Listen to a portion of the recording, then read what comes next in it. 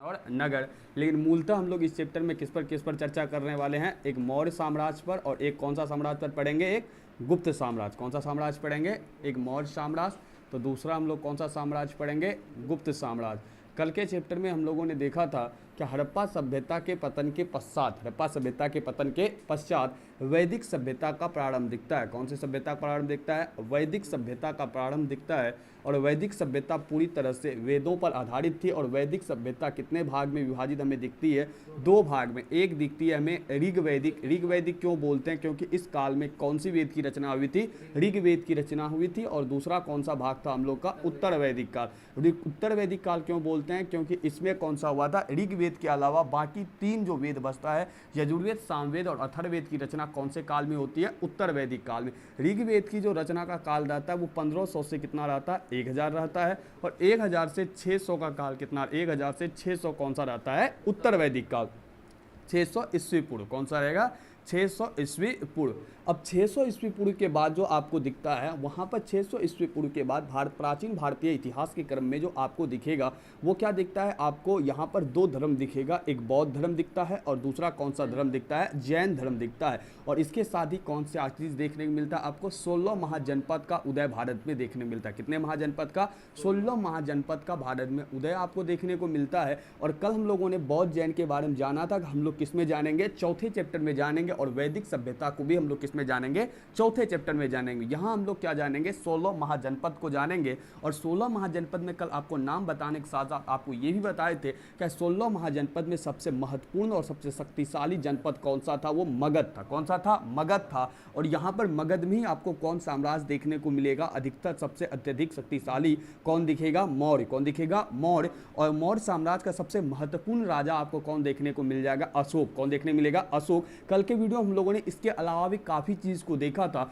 जिसमें कि हम लोगों ने सबसे पहले क्या देखा था, प्राचीन भारतीय इतिहास को जानने का स्रोत। क्या देखा था कल के सवाल में, और कल का एचडब्ल्यू भी था आप लोग का, क्या प्राचीन भारतीय इतिहास को जानने का स्रोत, जो कि पूरी तरीके से हम लोग समझा था। और इसके अंतर्गत काफ़ी ऑब्जेक्टिव भी निकला था। प्राचीन भारतीय इतिहास को जानने के स्रोत के अंतर्गत हम लोगों ने साहित्यिक स्रोत, पुरातात्विक स्रोत और विदेशी यात्री के विवरण को कल के वीडियो में देखा था। उनके बाद हम लोग चर्चा किए थे अभिलेख पर। किसका चर्चा किए थे, अभिलेख पर। और अभिलेख कौन सा भाग देखने को मिला, अभिलेख आपका पुरातात्विक स्रोत के अंतर्गत देखने को मिलता है। और हम लोग अभिलेख जाने थे क्या होता है, और अभिलेख के अंतर्गत ये भी जाने थे कि सबसे पहली बार जो अभिलेख को पढ़ा वो कौन पढ़ा था, जेम्स प्रिसेम। कौन पढ़ा था, जेम्स प्रिसेम। और इसके साथ ही जो अभिलेख अधिकतर देखने को मिलता है वो पढ़ा नहीं गया है, दो लिपि में देखने को मिलता है, एक ब्राह्मी लिपि में, तो दूसरा कौन सा लिपि में, खरोष्ठी लिपि में। ब्राह्मी लिपि की विशेषता क्या है, ये बाएं से किधर लिखा जाता है, दाएं की, और खरोष्ठी लिपि दाएं से बाएं की ओर लिखा जाता है। इनके साथ ही कल हम लोग कुछ महत्वपूर्ण अभिलेख को भी देखा था। किनको देखा था, कुछ महत्वपूर्ण अभिलेख को भी देखा था,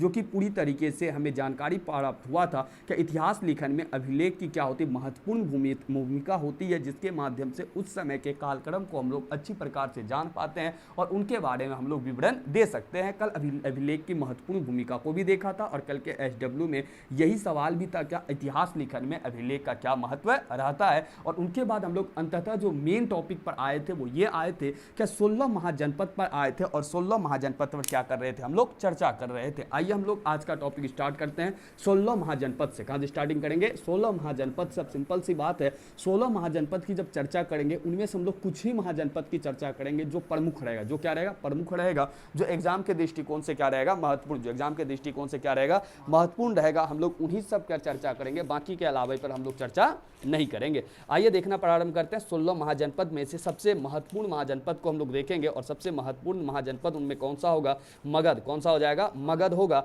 आइए मगध को देखते हैं और किस प्रकार से ये महत्वपूर्ण जनपद है और किस प्रकार से यहाँ पर शासन व्यवस्था देखने को मिलता है। उनके बाद हम लोग किस पर चलेंगे, मगध साम्राज्य पर। कौन साम्राज्य पर चलेंगे, मगध साम्राज्य पर। ध्यान से देखिए, हमें प्राचीन जमाने में कितने महाजनपद का पता चलता है, 16 महाजनपद का। कितने महाजनपद का पता चलता है, 16 महाजनपद का। अब कहीं ना कहीं भारत में अगर 16 महाजनपद की अगर बात करें, जनपद का अर्थ होता है जहां लोग घर बनाते हैं, जहां लोग क्या बनाते हैं, घर बनाते हैं।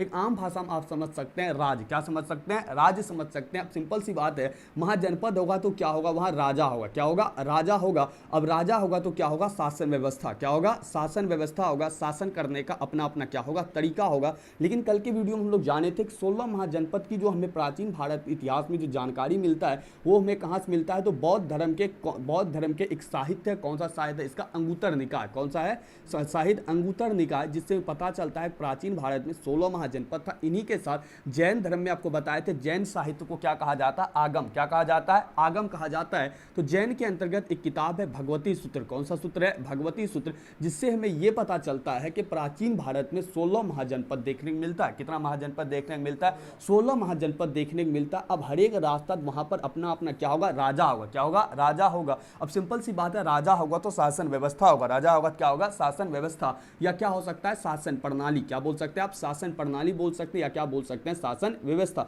तो इन 16 महाजनपद में आपको 3 प्रकार का शासन व्यवस्था दिखता है। कितने प्रकार का शासन व्यवस्था दिखता है, 3 प्रकार का। इन 16 राज्य में जो प्राचीन राज्य जो महाजनपद था उनमें कितना शासन व्यवस्था देखने को मिलता है, 3 शासन व्यवस्था देखने को मिलता है। ध्यान से देखिए 3 शासन व्यवस्था में कौन कौन सा है। सबसे पहला इसमें जो आपका शासन व्यवस्था है वो कौन सा है, राजतंत्रात्मक। कौन सा है, राजतंत्रात्मक, जो सबसे ज्यादा फैला था और ये इसका सबसे ज्यादा प्रचलन देखने को मिलता है। सबसे पहला शासन व्यवस्था कौन सी थी, राजतंत्रात्मक शासन। कौन सा शासन था, राजतंत्रात्मक शासन। दूसरा शासन व्यवस्था कौन था, तो गणतंत्रात्मक शासन था। क्या था, गणतंत्रात्मक शासन व्यवस्था। और क्या था, तीसरा कौन सा प्रणाली था, तो तीसरा शासन था आपका कौन सा था, तो तीसरा था कुलीन शासन। कौन सा था, कुलीन। कौन सा था, कुलीन शासन तंत्र। कौन सा शासन तंत्र था, कुलीन शासन तंत्र। यानी ये 3 प्रकार का शासन प्रणाली आपको 16 महाजनपद में देखने को मिलता है। कुल कितने प्रकार का शासन प्रणाली देखने को मिलता है, 3 प्रकार का। कौन कौन सा, राजतंत्रात्मक, गणतंत्रात्मक और कुलीन तंत्र। राजतंत्रात्मक, गणतंत्रात्मक और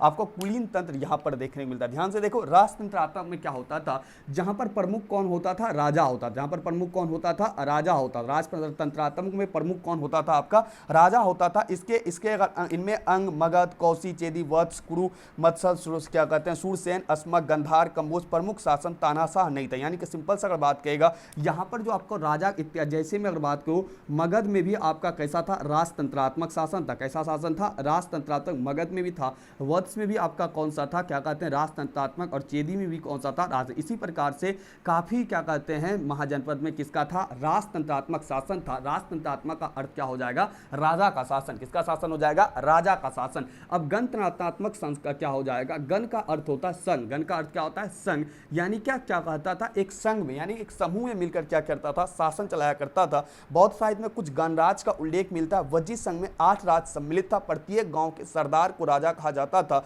और राज्य के सामूहिक कार्य का विचार एक परिषद में जिसमें सभी सदस्य होते थे। यानी क्या, ये एक संघ के माध्यम से क्या किया जाता था, शासन चलाया जाता था। किसके माध्यम से चलाया जाता था, संघ के माध्यम से। और वज्जी साम्राज्य में, वज्जी संघ में आपको 8 राज्य सम्मिलित था। वज्जी संघ में कितने राज्य सम्मिलित था, 8 संघ आपको सम्मिलित मिलेगा, जो कि वज्जी संघ में सम्मिलित रूप से क्या चलाते थे, शासन चलाते थे। क्या चलाते थे, वज्जी संघ में क्या करते, ये लोग सम्मिलित रूप से क्या चलाते थे, शासन चलाते थे। और प्रत्येक गांव का सरदार को क्या कहा जाता था, राजा। प्रत्येक गांव के सरदार को क्या कहा जाता था, राजा कहा जाता था। प्रत्येक गांव के सरदार को क्या कहा जाता था, राजा कहा जाता था। यानी क्या, आपको राजतंत्रात्मक में कौन शासन करता था, राजा करता था। और गणतंत्रात्मक में क्या होता था, संघ बना के यानी समूह बना के शासन किया जाता था। किसी भी क्या कहते थे, गांव पे या किसी भी उसके क्षेत्र के अंतर्गत क्या बना, क्या शासन किया जाता था, संघ बना। अब याद रहे, क्या वज्जी क्या कहते हैं, वज्जी जो आपका एक क्या है, महाजनपद है, इसमें कौन सा शासन तंत्र था, गणतंत्रात्मक। कौन सा था, गणतंत्रात्मक। पूछा जाएगा सवाल, क्या वज्जी में कौन सा शासन व्यवस्था आपको देखने को मिलता है, तो गणतंत्रात्मक। कौन सा देखने को मिलता है, गणतंत्रात्मक।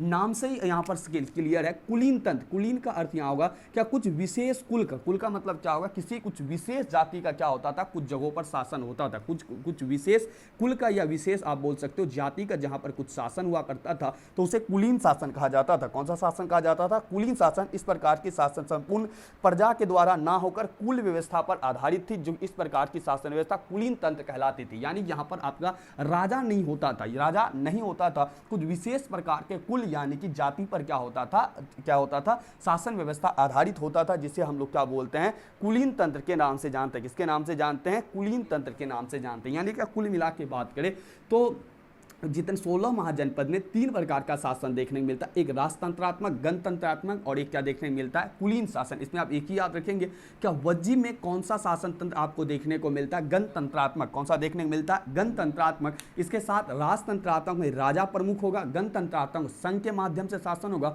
और कुलीन तंत्र में किसका क्या देखने को मिलेगा, किसी विशेष कुल का यानी किसी विशेष जाति का आपको शासन देखने को मिलता है। अब एक स्क्रीनशॉट ले लीजिए, उसके बाद बाकी हम लोग आगे चलते हैं, ठीक है। इसके बाद हम लोग देखना स्टार्टिंग करेंगे मगध साम्राज्य को। अब इंपॉर्टेंट हम लोग टॉपिक पे डायरेक्ट आएंगे। मगध साम्राज्य किस पर चर्चा करेंगे हम लोग? मगध साम्राज्य को हम लोग डायरेक्ट देखने का प्रयास करेंगे, ठीक है।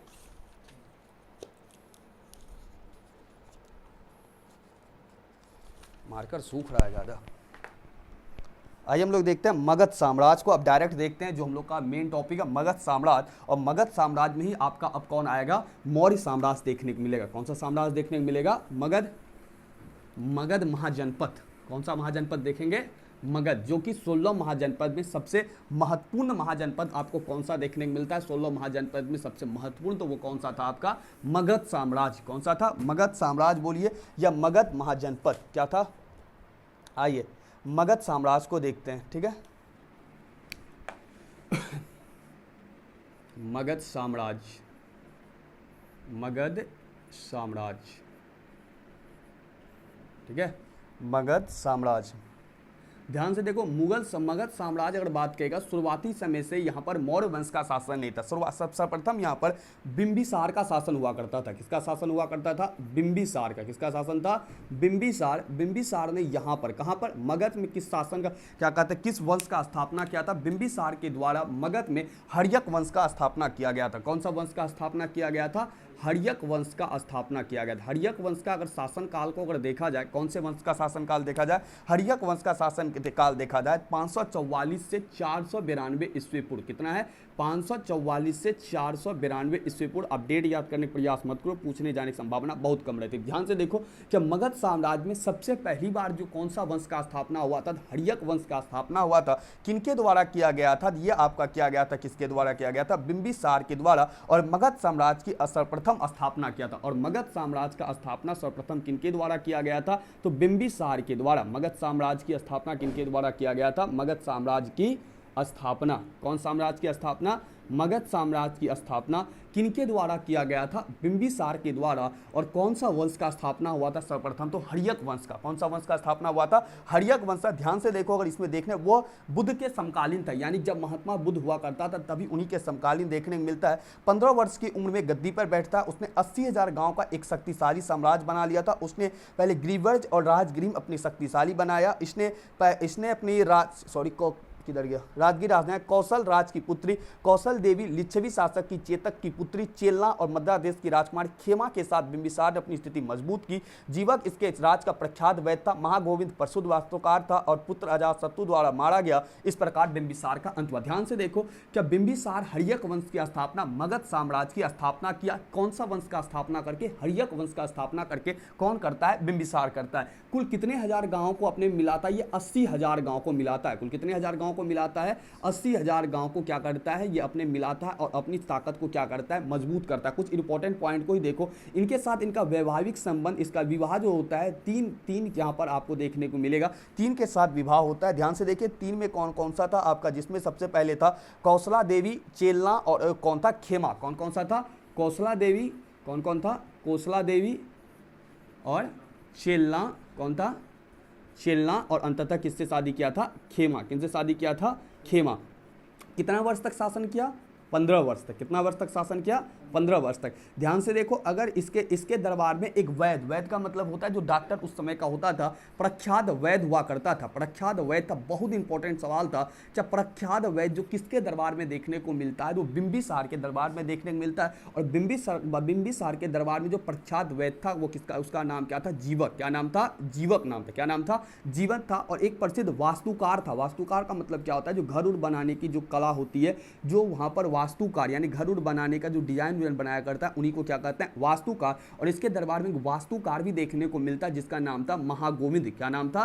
महागोविंद। क्या नाम था इनका? महागोविंद। और इनका जो मृत्यु होता है इनके पुत्र के द्वारा ही इनको मारा जाता है। इनका पुत्र का नाम था अजातशत्रु। क्या नाम था इनके पुत्र का? नाम अजातशत्रु। और अजातशत्रु के द्वारा ही इनको क्या कर दिया जाता है? मार दिया जाता है। अजातशत्रु के द्वारा बिंबिसार का क्या हो जाता है? मृत्यु। कौन किसका मृत्यु हो जाता है? बिंबिसार का मृत्यु। यानी कि मगध साम्राज्य में सबसे पहला किसका शासन तंत्र देखने को मिलता है? हड़यक वंश का शासन तंत्र देखने को मिलता है, जिसके काल में मगध काफ़ी खूब समृद्ध हुआ, जिसके अंतर्गत आपको क्या देखने को मिलता है कि बिंबिसार लगभग 80,000 गांवों को मिला के मगध साम्राज्य को बनाया था। इसके साथ ही इन्होंने कितना वर्ष तक शासन करता है? 15 वर्ष तक शासन करता है। इन्होंने वैवाहिक संबंध 3 महिलाओं के साथ स्थापित किया। कौन कौन सा था वो? एक कौन कौन सा?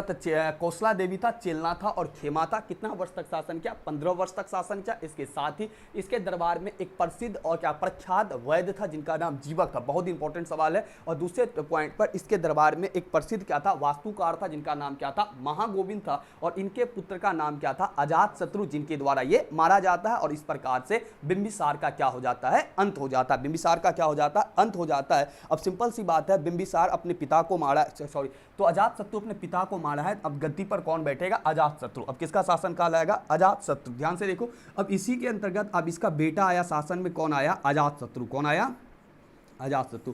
यहाँ से ये सवाल काफ़ी इंपॉर्टेंट रहेगा, ठीक है। और उनके बाद इसमें और कोई भी सवाल इंपॉर्टेंट एक याद कर सकते हो, पुत्र इसका कौन था? अजातशत्रु। और याद रखना चाहिए कि इसके दरबार में प्रसिद्ध वैद्य का नाम क्या था? जीवक। क्या नाम था? जीवक था। अब किसका शासन तंत्र आपको देखने को मिलेगा? अब यहाँ पर देखने मिलेगा अजातशत्रु। किसका देखने मिलेगा? अजातशत्रु अपने पिता के हत्या करके उसके गद्दी पर बैठ जाता है। बिंबिसार का हत्या करके उनके गद्दी पर कौन बैठ जाता है? उनका बेटा। उनका बेटा कौन बैठ जाता है? अजातशत्रु। कौन है इसका बेटा का नाम? अजातशत्रु। उसके गद्दी पर बैठता है। ध्यान से देखो क्या होता है, क्या राज प्राप्ति हेतु पुत्र द्वारा पिता की हत्या का प्रथम प्रमाण था। फूट डालकर उसने वज्जी संगमर विजय प्राप्त की और इस युद्ध में रथ मूसल और महाशिलाकंटक हथियारों का प्रयोग किया। ध्यान से देखो कि ये जीतने के अजातशत्रु जैसे ही राजा बना, इन्होंने वज्जी साम्राज्य, कौन से साम्राज्य को? वज्जी साम्राज्य। अब ध्यान से देखो, क्या उस समय 16 महाजनपद था और कोई भी राजा बनता था वो अपने क्षेत्र को क्या करना चाहता होगा? बड़ा बनाना चाहता होगा। अब बड़ा बनाना चाहता होगा तो उसे दूसरे क्या कहते हैं महाजनपद से क्या करना पड़ता होगा? युद्ध करना होता। अगर जीत जाता होगा तो उसमें अपने में क्या कर लिया होता होगा? मिला लिया होगा।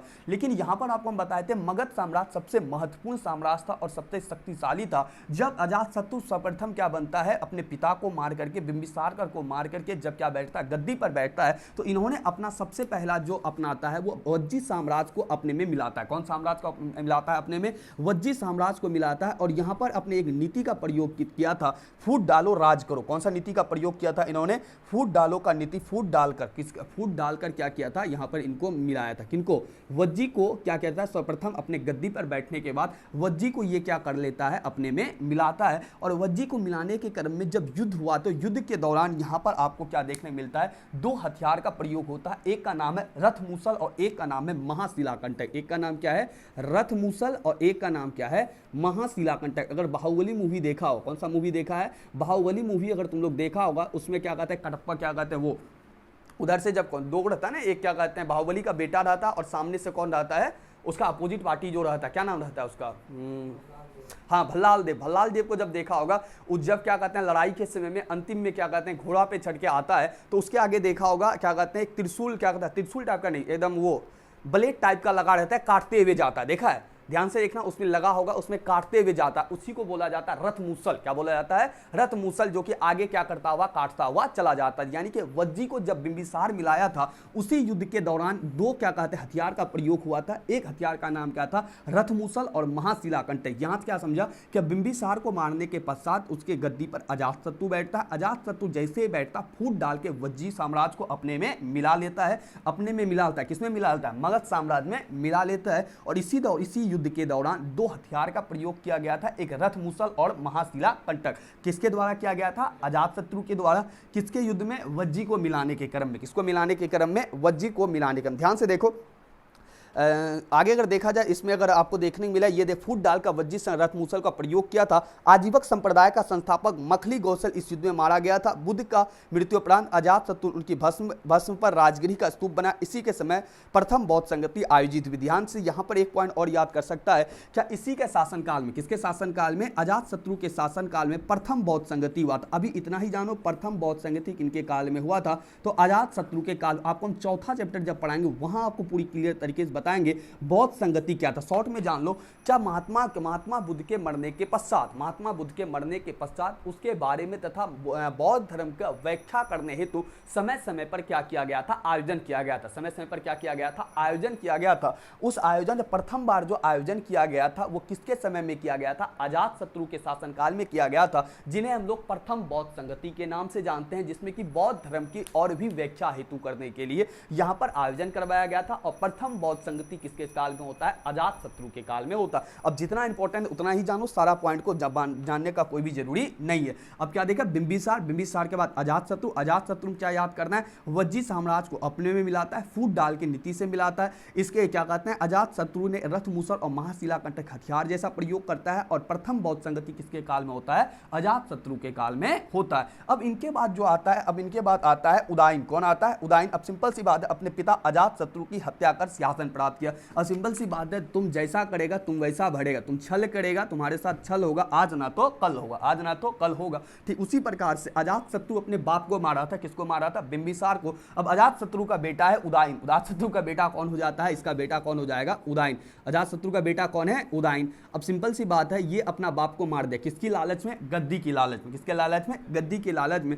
अब अजातशत्रु का बेटा कौन आ जाएगा, अब तीसरा पर कौन आ जाएगा, उदाइन। कौन आ जाएगा, उदाइन। और उदाइन किसको मार देगा, अपने बाप को मार देगा। इसका बाप का नाम क्या है आपका, अजातशत्रु। ठीक है, अब यहाँ मारा पीटी पूरा चल रहा है। ठीक है, अब ध्यान से देखो, उदाइन क्या क्या अपने बाप को मार दिया, उदाइन क्या कर दिया, अपने पिता को मार दिया। अपने पिता को क्या कर देता है, मार देता। और ये किसको मार देता है, तुम्हारा अजातशत्रु को ये क्या कर देता है, मार देता है। अजातशत्रु को मारता है, गद्दी पर कौन बैठ जाता है, उदाइन। कौन बैठ जाता है, उदाइन। मगध साम्राज्य को देखें, जिसमें मगध साम्राज्य में शासन तंत्र चल रहा है। अभी यहाँ मौर्य नहीं आया, अभी तक यहाँ पर मौर्य नहीं आया। मौर्य जब आएगा तब स्थिति इसका और भी क्या होगा, मजबूत। तब स्थिति और भी क्या हो जाएगा, मजबूत हो जाएगा। ध्यान से देखा जाए, उदाइन क्या देखने को मिलेगा आपको, कि अपने पिता अजातशत्रु की हत्या कर सिंहासन पर उसने गंगा, सोन, पुनपुन नदियों के संगम पर पाटलिपुत्र नगर की स्थापना की राजगृह से अपनी राजधानी परिवर्तित किया। ध्यान से देखो, उदाइन क्या कर देता है, गंगा, सोन और पुनपुन, कौन सा, तीन नदी, गंगा, सोन और एक नदी कौन सा है,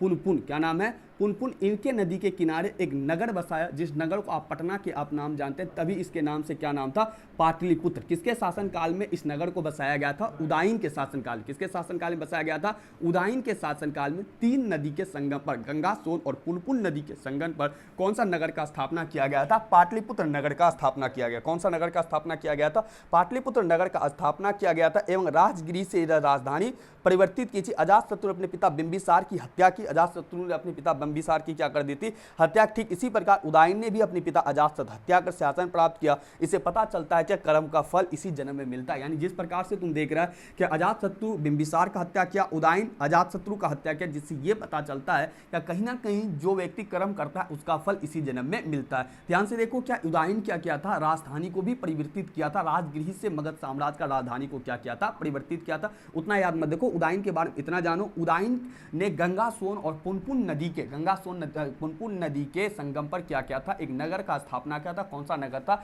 पाटलिपुत्र। और उदाइन किसका बेटा था, अजातशत्रु का बेटा था। पूरा हिस्ट्री का पूरा याद करना चाहेगा, उससे उतना सवाल भी नहीं पूछता, जितना मेन बता रहे हैं उतना ही जानो। अब आगे का जो सवाल आता है, अब आता है शिशुनाग वंश। अब नया वंश आता है, कौन सा वंश आएगा, शिशुनाग वंश। सबसे पहले हम लोग कौन सा पढ़े, हर्यक वंश। हर्यक वंश मगध साम्राज्य में सर्वप्रथम मगध साम्राज्य की स्थापना करता है। और मगध साम्राज्य का सबसे पहला वंश हर्यक वंश किनके द्वारा किया गया, स्थापना बिंबिसार के द्वारा किया गया। कब किया गया, 544 से 492 ईस्वी पूर्व तक कौन सा वंश चलता है, आपका हर्यक वंश चलता है। और हर्यक वंश का सबसे अंतिम शासक आपको कौन देखने मिलता है, उदाइन के रूप में देखने, जो मजबूत शासक देखने मिलता है। और यहाँ पर बिंबिसार का बेटा अजातशत्रु अपने बाप को मार करके शासन गद्दी को लेता है। और उसके साथ ही तीसरे पर कौन आ रहा है, उदाइन अपने बाप को मार दिया। किसको मार दिया, अजातशत्रु को। जितना पॉइंट लिखे इतना ही पॉइंट इंपॉर्टेंट। अब अगला पॉइंट जो आएगा वो कौन सा वंश आएगा, शिशुनाग वंश। कौन सा वंश आएगा, अब नया वंश हम लोग पढ़ेंगे, वो कौन सा वंश रहेगा, शिशुनाग वंश। ध्यान, बिंबिसार क्या कहते हैं, हर्यक वंश से आपको तीन शासक पढ़ा है, एक बिंबिसार पढ़ा है, एक कौन सा अजातशत्रु, और एक कौन सा पढ़ा है, उदाइन। अब हम लोग पढ़ेंगे इसके अंतर्गत शिशुनाग वंश। कौन सा वंश पढ़ेंगे, शिशुनाग वंश। ठीक है, अब यहाँ पर गद्दी की लालच पे खाली मारा पीटी आपको देखने को मिल रहा है, ठीक है। ध्यान से देखो, शिशुनाग वंश के अंतर्गत अगर देखा जाए, ध्यान से देखो, हर्यक वंश के अंतिम और कमजोर शासक नाग दशक को पदच्युत कर शिशुनाग नाम आमत ने, आमत का मतलब मगध में शिशुनाग वंश की स्थापना की। ध्यान से देखो, शिशुनाग वंश जो देख रहा है यहाँ पर, ये शिशुनाग व्यक्ति के द्वारा ही शिशुनाग वंश का स्थापना किया गया था।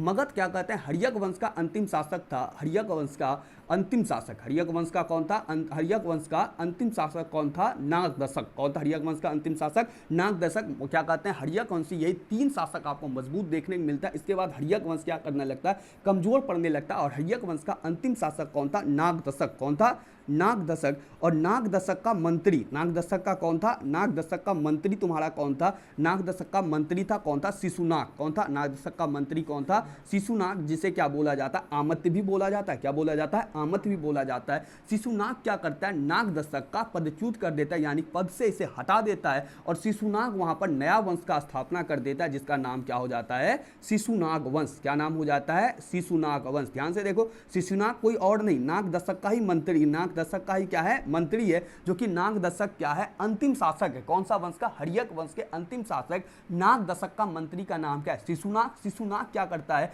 नाग दशक को पद से हटा करके अपना वंश का स्थापना करता है, जिस वंश का नाम क्या हो जाता है, शिशुनाग। तो यहां सवाल बन सकता है कि हर्यक वंश का अंतिम शासक कौन हो जाता है, नाग दशक, और नाग दशक का ही मंत्री था। नाग दशक का मंत्री कौन था तुम्हारा, शिशुनाग। और शिशुनाग क्या क्या, नाग दशक को पद से हटा के वहां पर एक नया वंश का स्थापना किया, जिस वंश का नाम क्या रखता है अपने ही नाम पर, शिशुनाग वंश। कौन सा नाम रखता है, शिशुनाग वंश। शिशुनाग ने वैशाली, ध्यान से देखो क्या, शिशुनाग ने वैशाली को अपना राजधानी बनाया, ठीक है। शिशुनाग जब राजा बनता है तो वहां का वैशाली राज है, परंतु उसके पुत्र कालाअशोक ने राजा बनने के पश्चात पाटलिपुत्र को ही अपना राजधानी, द्वितीय बौद्ध संगति कालाअशोक के काल। ध्यान से देखो कि यहां पर तुमको यह देखने को मिलता है, जैसे शिशुनाग वंश क्या करता है, शिशुनाग क्या करता है, शासन स्थापना करता है, तो ये अपना राजधानी बनाता है। किसको राजधानी बनाता है, वैशाली को बनता है। लेकिन शिशुनाग का बेटा कौन था, कालाअशोक। कौन था, कालाअशोक। और कालाअशोक जैसे ही राजा बनता है, ये फिर अपना शासक क्या कहते हैं, मगध साम्राज्य का जो राजधानी बनाता है, वो मगध साम्राज्य की राजधानी कहां बना लेता है, पाटलिपुत्र। कहां बना लेता है, पाटलिपुत्र। ध्यान से देखो, क्या शिशुनाग का बेटा का नाम क्या हो जाएगा, कालाअशोक। क्या नाम हो जाएगा, कालाअशोक। कालाअशोक के बारे में उतना जानकारी प्राप्त मत करो। क्या इन्होंने जो राजधानी बनाया था मगध साम्राज्य का, वो कौन सा बनाया था, पाटलिपुत्र। क्या बनाया था, पाटलिपुत्र। ध्यान से देखो, क्या यहां पर कुछ नहीं हुआ, क्या हर्यक वंश के अंतिम शासक नाग दशक को मार के शिशुनाग वंश का क्या करता है, स्थापना होता है। शिशुनाग ने मगध साम्राज्य की राजधानी अपने शासनकाल में वैशाली बनाया, लेकिन शिशुनाग का बेटा कौन था, कालाअशोक। शिशुनाग का बेटा कौन था, कालाअशोक। और कालाअशोक ने राजधानी कहां बना लिया, फिर पाटलिपुत्र। कहां बना लेता है, पाटलिपुत्र। अब ध्यान से देखो, जिस प्रकार से बिंबिसार के अजातशत्रु के काल में प्रथम बौद्ध संगति हुआ था, ठीक उसी प्रकार से तुम यहां याद रहेगा, क्या कालाअशोक के काल में क्या हुआ था, द्वितीय बौद्ध संगति हुआ था। कौन सा बौद्ध संगति हुआ था, द्वितीय बौद्ध संगति किसके काल में हुआ था, कालाअशोक के काल में हुआ था। अब इसके बाद हम लोग फिर तीसरा वंश अब पढ़ेंगे। अब तीसरा वंश कौन सा वंश देखने को मिलेगा, नंद वंश। कौन सा वंश देखने मिलेगा, नंद वंश। अब याद करने वाला पॉइंट इसमें पता आपको लगा देते हैं, एक आपको ये याद करना है, दूसरा आपको ये याद करना है, तीसरा आप ये याद कर ले किसके द्वारा, और चौथा आपको ये याद कर लेना है, और बेटा किसका वो तो याद करना ही है, ठीक है। और पांचवा ऑब्जेक्टिव यहाँ से आपको याद कर लेना है, और छठा ऑब्जेक्टिव ये याद करना, शिशुनाग का बेटा कौन था। एक बार शॉर्ट में देखो, बिंबिसार हर्यक वंश की स्थापना करता है, और मगध साम्राज्य की स्थापना होती है कौन से वंश के द्वारा, सबसे पहले हर्यक वंश के द्वारा। बिंबिसार ने हर्यक वंश की स्थापना किया, जिससे मगध साम्राज्य की स्थापना होती है। और क्या कहते हैं, 80,000 गाँवों को मिला के मगध साम्राज्य का स्थापना हुआ था। इन्होंने विवाह बिंबिसार 3 महिलाओं से, कौशला देवी, चेलना और खेमा से 15 वर्ष तक शासन करता है। कहाँ, मगध में शासन करता है। और प्रख्यात वैद्य इसके दरबार में जीवक था, और जीवक के साथ प्रसिद्ध वास्तुकार भी बिंबिसार के दरबार महागोविंद था। इसका बेटा अजातशत्रु क्या करता है, गद्दी की लालच से बिंबिसार को मार देता है। अब इसका बेटा अजातशत्रु गद्दी पे बैठता है। अजातशत्रु फूट डालो की निधि से वज्जी को अपने मिलाता है, रथ मूसल और महाकीटाकंटक जैसे हथियार का प्रयोग करता है। प्रथम बौद्ध संगति अजातशत्रु के काल में हुआ था। अब अजातशत्रु जिस प्रकार से अपने बाप बिंबिसार को मारा, ठीक उसी प्रकार से अजातशत्रु का बेटा उदयन को मार देता है, अजातशत्रु को मारता है। और क्या करते हैं, उदयन शासन पर बैठने के बाद वो क्या करता है, गंगा, सोन और पुनपुन नदी के किनारे क्या करता है, एक नगर की स्थापना करता है, जिसका नाम क्या था, पाटलिपुत्र। अब पाटलिपुत्र के पश्चात जो आपको ये देखने को मिलता है, क्या अंततः जो शासन देखने को मिलता है हर्यक वंश का, वो कौन था, नाग दशक। और नाग दशक का जो मंत्री था वो कौन देखने को मिलता है आपको, कौन देखने को मिलता है, शिशुनाग। शिशुनाग क्या क्या हर्यक वंश के अंतिम शासक को, नाग दशक को हटा करके एक नया वंश का स्थापना किया, शिशुनाग वंश का। और शिशुनाग ने अपने शासन के काल में एक नया राजधानी मगध साम्राज्य का बनाया, वैशाली बनाया था। लेकिन उसका बेटा बेटा कालाशोक जब बना फिर राजधानी कहाँ कर देता है, पाटलिपुत्र कर देता है। और उनके बाद कालाशोक किसका बेटा था, शिशुनाग का था। और द्वितीय बौद्ध संगति किसके काल में होती है, कालाशोक के काल में होती है। और जितना हम टिक आउट किए उतना ही आपको याद करने का प्रयास करना। चलिए एक बार इसका आप स्क्रीनशॉट ले लीजिए, उसके बाद हम लोग नेक्स्ट देखना स्टार्टिंग करते हैं, ठीक है। यहाँ से सवाल लघु दीर्घ बहुत ही कम बनेगा, ऑब्जेक्टिव के तौर पे याद रख सकते हैं, अगर नहीं भी याद हो तो काफ़ी रहेगा, ठीक है। जितना तो जो 4 पॉइंट ही आप याद रखने का प्रयास करेंगे, ठीक है।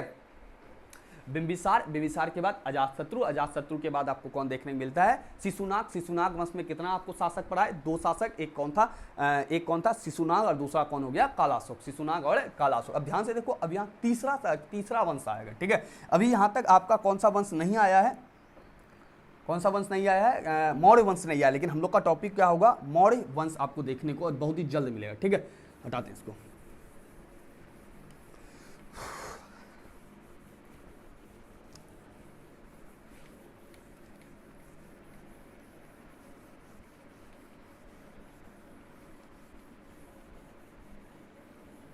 ध्यान से देखो, अब यहाँ पर एक नया वंश आएगा, नंद वंश। कौन सा वंश आएगा, नंद वंश। सबसे पहला कौन सा वंश देखने को मिला, हर्यक। कौन सा वंश देखने को मिलेगा, हर्यक। हर्यक में कौन था इसका संस्थापक, बिंबिसार। कौन था, बिंबिसार।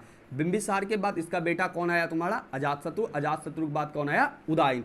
उदयन के बाद यहाँ पर अंतिम शासक कौन था, नागदशक। नागदशक को कौन मार देता है, इसका मंत्री मार देता है, जिसका नाम क्या था, शिशुनाग। क्या नाम था, शिशुनाग। और यहाँ पर नया वंश आ जाता है, कौन सा वंश आ जाता है, शिशुनाग वंश। और शिशुनाग का बेटा कौन हो जाता है, कालाशोक। कौन हो जाता है, कालाशोक। यहीं तक हम लोग चर्चा किए है ना।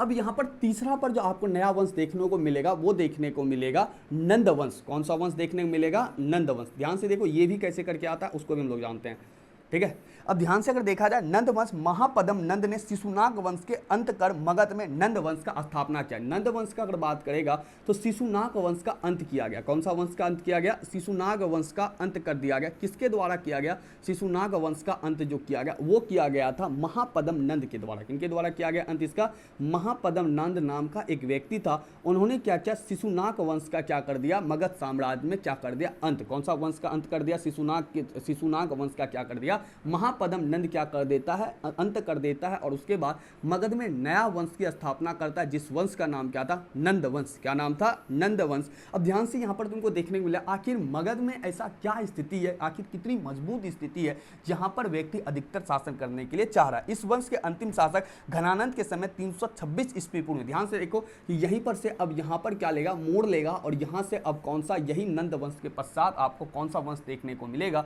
मौर्य साम्राज्य। कौन सा वंश देखने को मिलेगा, मौर्य वंश बोल सकते हैं या बोल सकते हैं मौर्य साम्राज्य देखने को मिलेगा। याद रहे, शिशुनाग वंश का अंत करके महापद्म नंद ने कौन सा वंश का स्थापना किया, नंद वंश का। कौन सा वंश का स्थापना किया, नंद वंश का। और इस नंद वंश का अंतिम शासक, नंद वंश का कौन हुआ, अंतिम शासक, नंद वंश का अंतिम शासक हुआ घनानंद। कौन सा हुआ, नंद वंश का अंतिम शासक। बहुत इंपॉर्टेंट सवाल है, नंद वंश का अंतिम शासक कौन हुआ, घनानंद। नंद वंश का अंतिम शासक कौन हुआ, घनानंद। ध्यान से देखो, क्या घनानंद के समय 326 ईस्वी पूर्व यूनानी राजा सिकंदर ने भारत पर आक्रमण किया। अब सिकंदर के बारे में कौन नहीं जानता, सिकंदर के बारे में सबको ही जानता है कि विश्व विजेता के रूप में देखा जाता है सिकंदर को। विश्व विजेता यानी पूरा विश्व को जीतने वाला माना जाता है, किसको, सिकंदर को माना जाता है। और इसी के काल में, किसके काल में, घनानंद के काल में 326 ईस्वी पूर्व, कितना ईस्वी पूर्व भारत में क्या होता है, आक्रमण होता है। 326 ईस्वी पूर्व में क्या होता है, भारत में आक्रमण होता है। किसका आक्रमण होता है, सिकंदर का। किसका आक्रमण होता है, सिकंदर का आक्रमण होता है। और किसके शासन काल में, घनानंद के शासन काल में। और किस वंश का घनानंद शासक है, तो नंद वंश का। किस वंश का शासक है,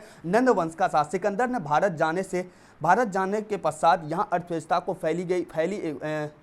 किधर गया, सिकंदर भारत से जाने के पश्चात यहाँ अर्थव्यवस्था फैल गई। चंद्रगुप्त मौर्य ने चाणक्य की सहायता से मगध में नंद वंश के समाप्त कर मौर्य वंश की स्थापना की। ध्यान से देखो कि जैसे क्या कहते हैं, भारत में आक्रमण करता है सिकंदर और पूरी तरीके से अर्थव्यवस्था भारत की गड़बड़ा जाती है। और मगध साम्राज्य में क्या होता है, नंद वंश का जो अंतिम शासक था घनानंद, इसकी स्थिति क्या हो जाती है, खराब। इसकी स्थिति क्या हो जाती है, खराब। और इसी स्थिति का फायदा उठाते हुए यहाँ पर क्या देखने को मिलेगा, चाहे यहाँ पर चंद्रगुप्त मौर्य ने चाणक्य की सहायता से, किसकी सहायता से, चंद्रगुप्त मौर्य ने, कौन सा कौन कौन मौर्य?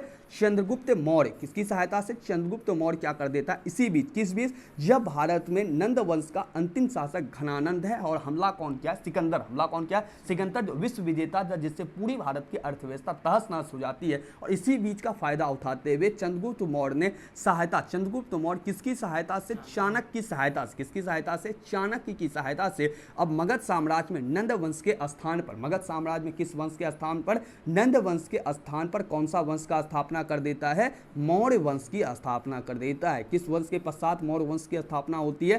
तो कौन से वंश था? नंद वंश के पश्चात कौन सा वंश आता है आपका? मौर्य वंश का स्थापना करता है और यहीं से नंद वंश की क्या हो जाती है? समाप्ति। अब यहाँ का इससे जानने से पहले एक हम लोग दीर्घ सवाल को पढ़ेंगे। आखिर मौर्य की आखिर मगध की क्या विशेषता थी? मगध की क्या विशेषता थी जहां पर व्यक्ति अधिकतर शासन करने के लिए चाहता था? और मगध इतनी शक्तिशाली क्यों था? आज भी हम लोग क्या कहते हैं, हम लोग कल से ही पढ़ रहे इस बात को, मगध क्या था?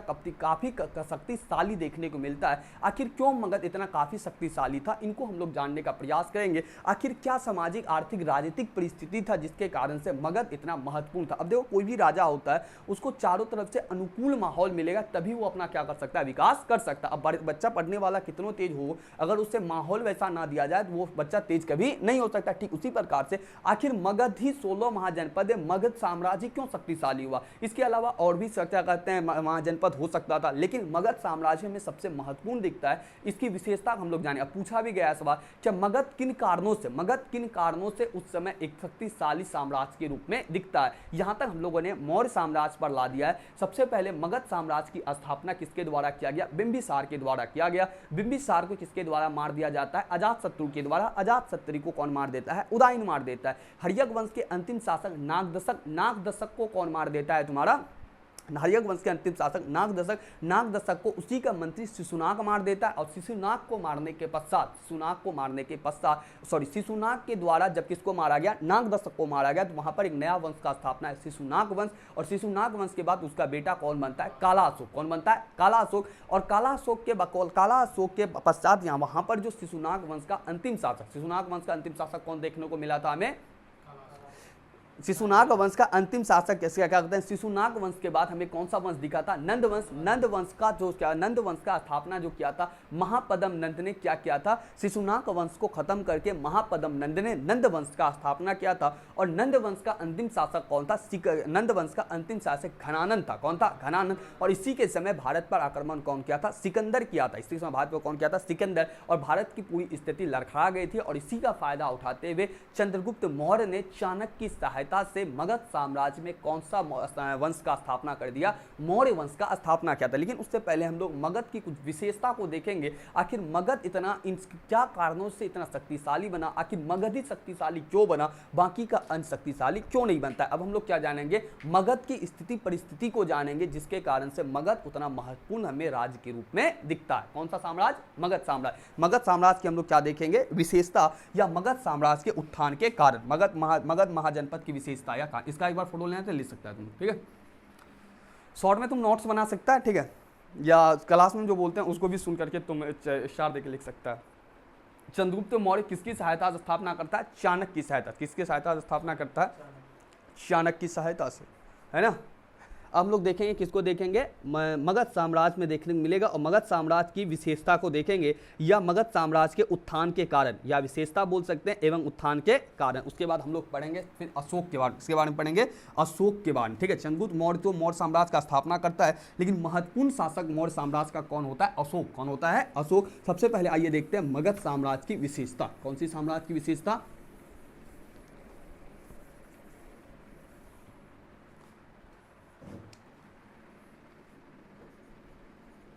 मगध साम्राज्य की, ठीक है? दीर्घ का सवाल है, बहुत ही इंपॉर्टेंट सवाल है, ठीक है? मगध साम्राज्य की विशेषता, आखिर मगध ही क्यों इंपॉर्टेंट रहा? आखिर मगध ही उतना क्यों आगे बढ़ा? विशेषता एवं उत्थान के कारण, ठीक है? दीर्घ का सवाल है, बहुत इंपॉर्टेंट सवाल। आखिर मगध ही शक्तिशाली के रूप में क्यों उभरा? आइए देखते हैं एक एक करके, क्या मगध ही इतना इंपॉर्टेंट क्यों रहा? ध्यान से देखो, क्या जनपद का शब्द प्राकृत एवं संस्कृत दोनों भाषाओं में प्रयुक्त किया जाता है। इसका अर्थ एक ऐसा भूखंड जहां कोई जन यानी कुल लोग अथवा अपना पैर रखता है अथवा बस जाता है। ध्यान से देखो, जनपद महाजनपद का जनपद का मतलब होता है छोटा, महाजनपद का वही क्या हो जाए, बड़ा आकार होगा। ध्यान से देखो, जनपद संस्कृत और हिंदी में एक ही अर्थ में प्रयोग होता है। जनपद का अर्थ होता है जहां व्यक्ति, जहां क्या करता है, व्यक्ति, यानी एक ऐसा भूखंड जहां कोई जन का अर्थ क्या होता है, लोग, व्यक्ति, कुछ भी बोल सकता है, ठीक है। ऐसा भूखंड जहां कोई जन अपना पैर रखता है अथवा बस जाता है। जनपद का अर्थ क्या होता है, जहां कोई जन, जहां एक ऐसा भूखंड बोल सकता है, एक ऐसा भूखंड, ठीक है, एक ऐसा भूखंड जहां जन का मतलब क्या होगा, लोग पैर रखता है, जहां जन पैर रखता है या क्या होता है, बस जाता है। क्या हो जाता है, बस जाता है, उसे क्या बोलते हैं, जनपद। क्या बोलते हैं, जनपद। जनपद का अर्थ क्या होता है, एक ऐसा भूखंड मतलब भूमि का टुकड़ा जहां पर व्यक्ति पैर रखता है या वहां पर बस जाता है, उसे हम लोग क्या बोलते हैं, जनपद। क्या बोलते हैं, जनपद। जन का अर्थ व्यक्ति हो जाएगा, लोग हो जाएगा, काफी हो जाएगा, ठीक है। ध्यान से देखो कि जनपद की अगर बात करें 16 महाजनपद के अस्तित्व का प्रमाण मिलता है, लेकिन मगध साम्राज्य जो है, मगध महाजनपद जो है, उनमें से आखिर क्यों इसकी विशेषता, आखिर क्या विशेषता रहती है जिसके कारण से ये इतना आगे जाके फैलता है? तो आइए देखते हैं विशेषता 16 महाजनपद में से आखिर मगध साम्राज्य इतना आगे क्यों बढ़ता है, इतना आगे मगध साम्राज्य क्यों बढ़ता है। आइए पहला देखते हैं, इसके अंतर्गत क्या देखने को मिलता है, क्या अपनी विशिष्ट भौगोलिक स्थिति के कारण चारों ओर से सुरक्षित था। ध्यान से देखो, क्या इसकी स्थिति को जब देखेगा, मगध साम्राज्य की जब स्थिति को देखेगा, तो ये चारों ओर से भौगोलिक वातावरण से काफी समृद्ध था। कारण क्या था, इसके उत्तर और दक्षिण या पूर्व पश्चिम बात करेगा तो चारों तरफ से नदी से घिरा था। किससे घिरा था, नदी से घिरा था। अब नदी से अगर कोई क्षेत्र घिरा हुआ है तो उस पर आक्रमण करना जल्दी कोई आसानी बात नहीं होगा, क्योंकि नदी पार करके उस पर क्या करना होगा, आक्रमण करना होगा। इस कारण से भौगोलिक अगर वातावरण से आप लोग देखोगे, किससे देखोगे, भौगोलिक दृष्टिकोण से देखोगे, तो मगध साम्राज्य क्या था, काफी मजबूत था। क्या था, मगध साम्राज्य काफी मजबूत था। इसके पीछे कारण क्या, ये चारों ओर से सुरक्षित था। उत्तर में इसका कौन सा नदी बहता था, सिंपल सा उत्तर, तो ऊपर क्या होता है, उत्तर होता है, तो उत्तर के साइड में कौन सा नदी बहता था, गंगा नदी। कौन सा साइड बहता था, गंगा नदी बहता था। और नीचे अगर दक्षिण का बात अगर करेगा, किसका, पश्चिम में कौन सा नदी बहता था, पूर्व में सोन नदी। पूर्व में कौन सा नदी बहता था, सोन नदी। पूर्व में कौन सा नदी बहता था, सोन नदी बहता था। और पश्चिम में इसका कौन सा नदी बहता था, चंपा नदी। पश्चिम में कौन सा नदी बहता था, चंपा नदी बहता था। और दक्षिण में विंध्याचल, दक्षिण में एक पर्वत था, ठीक है, दक्षिण में एक पर्वत था, विंध्याचल की पर्वत। अब ध्यान से देखो, सबसे पहले भौगोलिक दृष्टिकोण से काफी सुरक्षित था कि बीच में यह क्षेत्र पड़ता था। सबसे पहली बात, तीन औरतें नदी से घिरा था, एक और पर्वत से घिरा था। अब सिंपल सी बात है, पहाड़ पर्वत से अगर घिरा है, तीन और समुद्र से घिरा है, क्या इस पर आक्रमण करना आसानी होगा या नहीं होगा, आक्रमण करना बहुत ही क्या होगा, कठिन होगा, जिसके कारण से ये काफी क्या था, सुरक्षित था। तो पहला कारण क्या था, इसकी भौगोलिक स्थिति काफी मजबूत थी, जो कि देखने को मिलता है उत्तर में गंगा नदी, पश्चिम में चंपा नदी, पूर्व में सोन नदी एवं दक्षिण में विंध्याचल पर्वत रहने के कारण से भौगोलिक दृष्टिकोण से क्या था, काफी हमें सुरक्षित दिखता है। कौन सा साम्राज्य, मौर्य साम्राज्य, क्या कहते हैं, मगध। कौन सा महाजनपद, कौन सा जनपद, मगध महाजनपद। ये क्या दिखता है, इसका भौगोलिक सीमा के कारण से ये अपना स्थिति क्या करता है, काफी मजबूत करता है। कौन सा महाजनपद, तो मगध महाजनपद। दूसरा इसका विशेषता क्या होता है, मगध की प्राचीन राजधानी राजगीर राजाओं का घर था एवं नवीन राजधानी पाटलिपुत्र सामरिक दृष्टि से महत्वपूर्ण थी। पांचों पहाड़ की श्रृंखला से घिरा राजगीर अभेद्य था। पाटलिपुत्र गंगा, गंडक एवं सोन नदी के संगम पर स्थित था और यहाँ से सभी और के लिए सुगम संचार साधन उपलब्ध था। ध्यान से देखो, क्या मगध, क्या कहते हैं, मगध साम्राज्य का अगर तुम बात करेगा, जो उसकी राजधानी थी, इसकी क्या थी राजधानी, वो कौन सा था, पाटलिपुत्र। याद रहे, मगध साम्राज्य की राजधानी कौन सा था, पाटलिपुत्र। ध्यान से देखो, पाटलिपुत्र पांचों ओर से किससे घिरा हुआ था, पांचों ओर पहाड़ से घिरा था। पांचों ओर किससे घिरा था, पहाड़ियों से घिरा था। अब पहाड़ियों से घिरा था, यहां पर कोई अभेद था, यानी यहां पर कोई भी भेद नहीं कर सकता था, यहां पर कोई आक्रमण नहीं कर सकता था। और ये पाटलिपुत्र आप जानते हैं उदयन के द्वारा कौन से नदी के संगम पर बनाया गया था, गंगा, सोन और पुनपुन के संगम पर बनाया गया था, जिसके कारण से यहां से अपने शासन व्यवस्था, अब राजधानी था तो अपने शासन व्यवस्था एवं किसी भी प्रकार के सूचना को फैलाने में क्या होता था, आसानी होता था। सबसे पहली बात क्या, पाटलिपुत्र पर कोई आक्रमण नहीं कर सकता था। उसके बाद पांचों पहाड़ियों से घिरा था, जिसके कारण अभेद था। गंगा, सोन, पुनपुन के किनारे बसा हुआ क्षेत्र था और जिसके कारण से यहां पर से सूचना फैलाने में क्या होता था, आसानी होता था। पहला क्या, अपनी भौगोलिक वातावरण के कारण मगध काफी मजबूत था। दूसरे पॉइंट पर क्या था, क्या मगध की राजधानी पाटलिपुत्र भी क्या था, अपनी स्थिति के कारण मजबूत हमें दिखता है, जहां से किसी भी प्रकार का क्या होता था, संचार सुविधा या कहते किसी भी बात को फैलाने में क्या होता था, आसानी होता था। कहां से, पाटलिपुत्र से।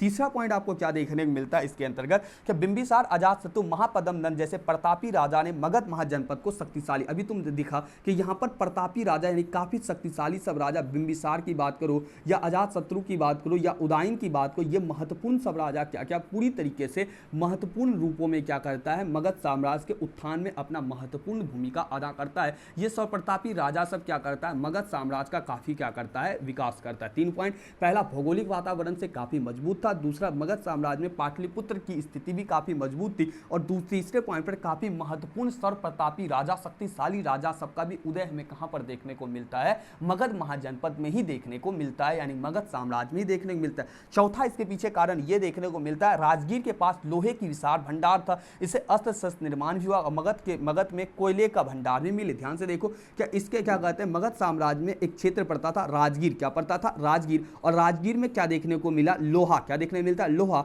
अब तुम बता, लोहा देखने को मिलेगा तो अस्त्र शस्त्र का क्या होगा, ज्यादा निर्माण, अस्त्र शस्त्र का क्या होगा, ज्यादा निर्माण। अस्त्र शस्त्र का जब ज्यादा निर्माण होगा, एक तो उसकी शक्ति बढ़ेगी, और दूसरे पॉइंट पर इसे लड़ाई झगड़ा करना कोई भी महाजनपद नहीं चाहेगा। इसके साथ ही क्या यहाँ पर झारखंड के क्षेत्र में क्या देखने को मिलता है, कोयला, क्या देखने को मिलता है, कोयला। अब कोयला मिलता है तो प्राकृतिक दृष्टिकोण से भी क्या हुआ, काफी संपन्न रूपों में हमें मगध साम्राज्य देखने को मिलता है। चौथे पर क्या हो जाएगा, क्या राजगीर में क्या देखने को मिलता है, लोहा। लोहा रहने के कारण से अस्त्र शस्त्र बनाने में काफी आसानी होती थी, जिसके कारण से मगध साम्राज्य की सामरिक स्थिति से भी, दृष्टिकोण से भी क्या था, ये काफी महत्वपूर्ण रास्ता। 5वें पॉइंट पर आपको क्या देखने को मिलता है, क्या मध्य गंगा के मैदान के मध्य भाग में स्थित होने के कारण मगध राज्य में भूमि उपजाऊ थी, पर्याप्त वर्षा। ध्यान से देखो, जब मगध क्या कहते हैं, मध्य गंगा, ये क्या कहते हैं, मगध साम्राज्य जो था वो गंगा के किनारे बसा हुआ दिखता है, यानी गंगा के क्षेत्र में ये हमें दिखता है। किस क्षेत्र में दिखता है, गंगा के क्षेत्र में। अब गंगा के क्षेत्र में होगा तो सिंपल सी बात होगा, उसके आसपास का जो क्षेत्र होगा वो उपजाऊ क्षेत्र था। कैसा क्षेत्र था, उपजाऊ क्षेत्र। अब लिखेंगे क्या कहते हैं, मगध साम्राज्य जो देखने को मिलता है वो मध्य गंगा के मैदान में देखने को मिलता है, और गंगा के क्षेत्र में है तो वहां पर कैसा क्षेत्र था, उपजाऊ क्षेत्र। कैसा क्षेत्र था, उपजाऊ क्षेत्र। अब उपजाऊ क्षेत्र होगा तो कैसा स्थिति होगा,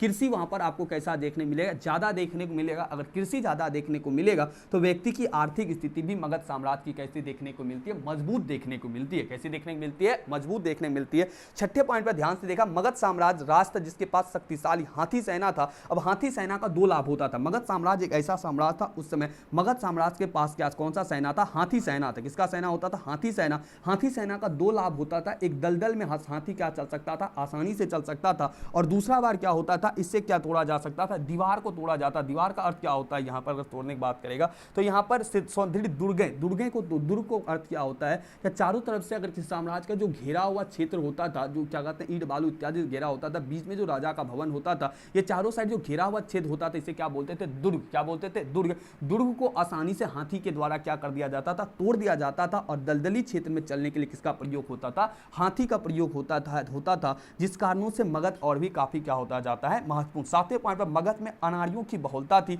ये रूढ़िवादी ब्रह्म व्यवस्थाओं की सहमत नहीं थे, इस तरह प्रगति था, और इसने मगध एक शक्तिशाली महाजन। ध्यान से देखो क्या मगध साम्राज्य एक प्रगतिवादी साम्राज्य था, जो कि अपने समाज को प्रगति करने में यानी आगे बढ़ाने में काफी क्या करता है, मजबूत स्थान। ध्यान से देखो, इसमें तुम 5 ही पॉइंट को लिखे काम चल जाएगा, ध्यान से ऐसे याद को। सिंपल सी बात, मगध साम्राज्य जो था, मगध साम्राज्य से क्या कहते हैं, भौगोलिक वातावरण से काफी, भौगोलिक दृष्टिकोण से काफी सुरक्षित था, क्योंकि उत्तर में गंगा था, पश्चिम में चंपा था, और पूरब में कौन सा नदी था, पूरब में आपको कौन सा नदी देखने को मिलता है, सोन नदी, और पश्चिम में चंपा नदी, और क्या कहते हैं, दक्षिण में विंध्याचल होने के कारण से चारों तरफ से क्या था, एक मजबूत वातावरण में देखने को मिलता है। इसकी राजधानी पाटलिपुत्र भी चारों तरफ 5 पहाड़ी से घिरा हुआ जो अभेद था, जहां से किसी भी संचार व्यवस्था को फैलाने में आसानी मिलती। 30वें पॉइंट पर आपको यहाँ पर क्या देखने को मिलता है, क्या सबसे महत्वपूर्ण और ताकतवर राजा सर्व प्रतापी राजा बिंबिसार, अजातशत्रु जैसे राजा हमें मगध में देखने को मिलता है, जिसके कारण से मगध का सबसे ज्यादा विस्तार देखने को मिलता है। 4थे पॉइंट पर राजगीर पे हमें क्या देखने को मिलता है, लोहे का खान देखने को मिलता है, जिसके कारण से मगध साम्राज्य में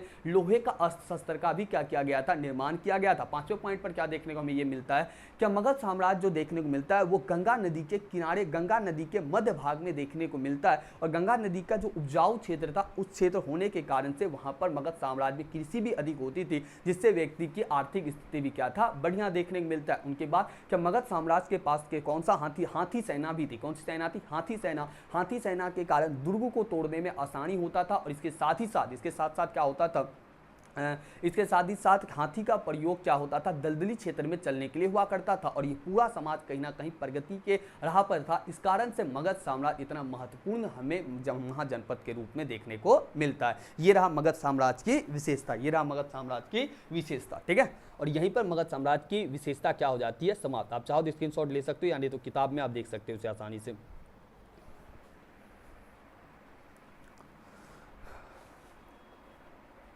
ठीक है, इसमें आप 5 ही पॉइंट याद करो। एक, भौगोलिक वातावरण से काफी सुरक्षित। दूसरा, पाटलिपुत्र राजधानी सूचना के लिए काफी महत्वपूर्ण था और सबसे महत्वपूर्ण सब राजा भी देखने को मिलता है। राजगीर में लोहा देखने को मिलता है और हाथी सेना भी था और गंगा क्षेत्र का उपजाऊ क्षेत्र था, क्योंकि गंगा क्षेत्र था और गंगा का जब पानी आता होगा हर साल तो वो उपजाऊ क्षेत्र का निर्माण करता होगा, जिससे वहां पर व्यक्ति खेती आसानी से कर सकता होगा। तो ये रहा मगध साम्राज्य की विशेषता या उत्थान के कारण। अब हम लोग देखेंगे मौर्य साम्राज्य। कौन से साम्राज्य को देखेंगे, मौर्य साम्राज्य। मौर्य साम्राज्य को हम लोगों ने अभी तुरंत देखा था क्या, नंद वंश के पश्चात। कौन से वंश के पश्चात, नंद वंश के पश्चात। नंद वंश के अंतिम शासक घनानंद जो अंतिम शासक था, जिसके समय में सिकंदर क्या किया था, हमला किया था और उसके पश्चात वहां पर चाणक्य की सहायता से मौर्य साम्राज्य का स्थापना चंद्रगुप्त मौर्य के द्वारा किया गया था। किनके द्वारा किया गया था, चंद्रगुप्त मौर्य के द्वारा मौर्य वंश का क्या किया गया था, स्थापना किया गया था। किसके द्वारा, चंद्रगुप्त मौर्य के द्वारा।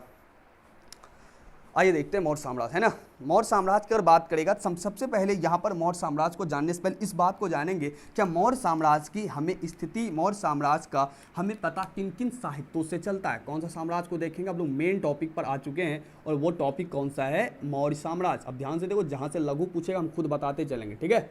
मौर्य साम्राज्य, अब मौर्य साम्राज्य का अगर देखा जाए 322 ईस्वी पूर्व, 322 ईस्वी पूर्व से कितना शासन तक चलता है, 185 ईस्वी पूर्व। ध्यान से देखो, यहाँ सबसे पहले ये पूछा जाता है सवाल क्या मौर्य साम्राज्य को जानने के स्रोत। हम कल ही बताए थे आपको, कोई भी स्रोत, जो भी अगर साम्राज्य के बारे में जानते हैं उसका कोई ना कोई स्रोत होता है जिसके आधार पर उस साम्राज्य के बारे में हम लोग जानते हैं। ध्यान से देखो, मौर्य साम्राज्य को जानने के स्रोत ये पूछा जाता है लघु में। किसमें पूछा जाता है, लघु में। इस कारण से काफी इंपॉर्टेंट हो जाता है क्या मौर्य साम्राज्य के जानने के स्रोत के बारे में लिखिए। ध्यान से देखो, मौर्य साम्राज्य के बारे में जो पता चलता है साहित्यिक स्रोत में कौटिल्य। ध्यान से देखो क्या कहते हैं, किसी भी क्षेत्र, किसी भी इतिहास के, प्राचीन इतिहास को जानने के कितने स्रोत हमें पता था, कल 3 स्रोत को जाने थे। एक स्रोत में कौन सा था, साहित्यिक स्रोत। कौन सा स्रोत था, साहित्यिक स्रोत, जिसके अंदर आपको किताबें देखने को मिलता है। दूसरा कौन सा स्रोत था, पुरातात्विक स्रोत। कौन सा स्रोत था, पुरातात्विक स्रोत। और तीसरा कौन सा स्रोत था, विदेशी यात्री का विवरण। इन 3 आधारों पर हम लोग किसी भी साम्राज्य की स्थिति को जान सकते हैं, विदेशी यात्री का विवरण। ध्यान से देखो, अगर देखा जाए क्या मौर्य साम्राज्य को जानने के संदर्भ में साहित्यिक विवरण किसका देखा जाए, साहित्यिक विवरण।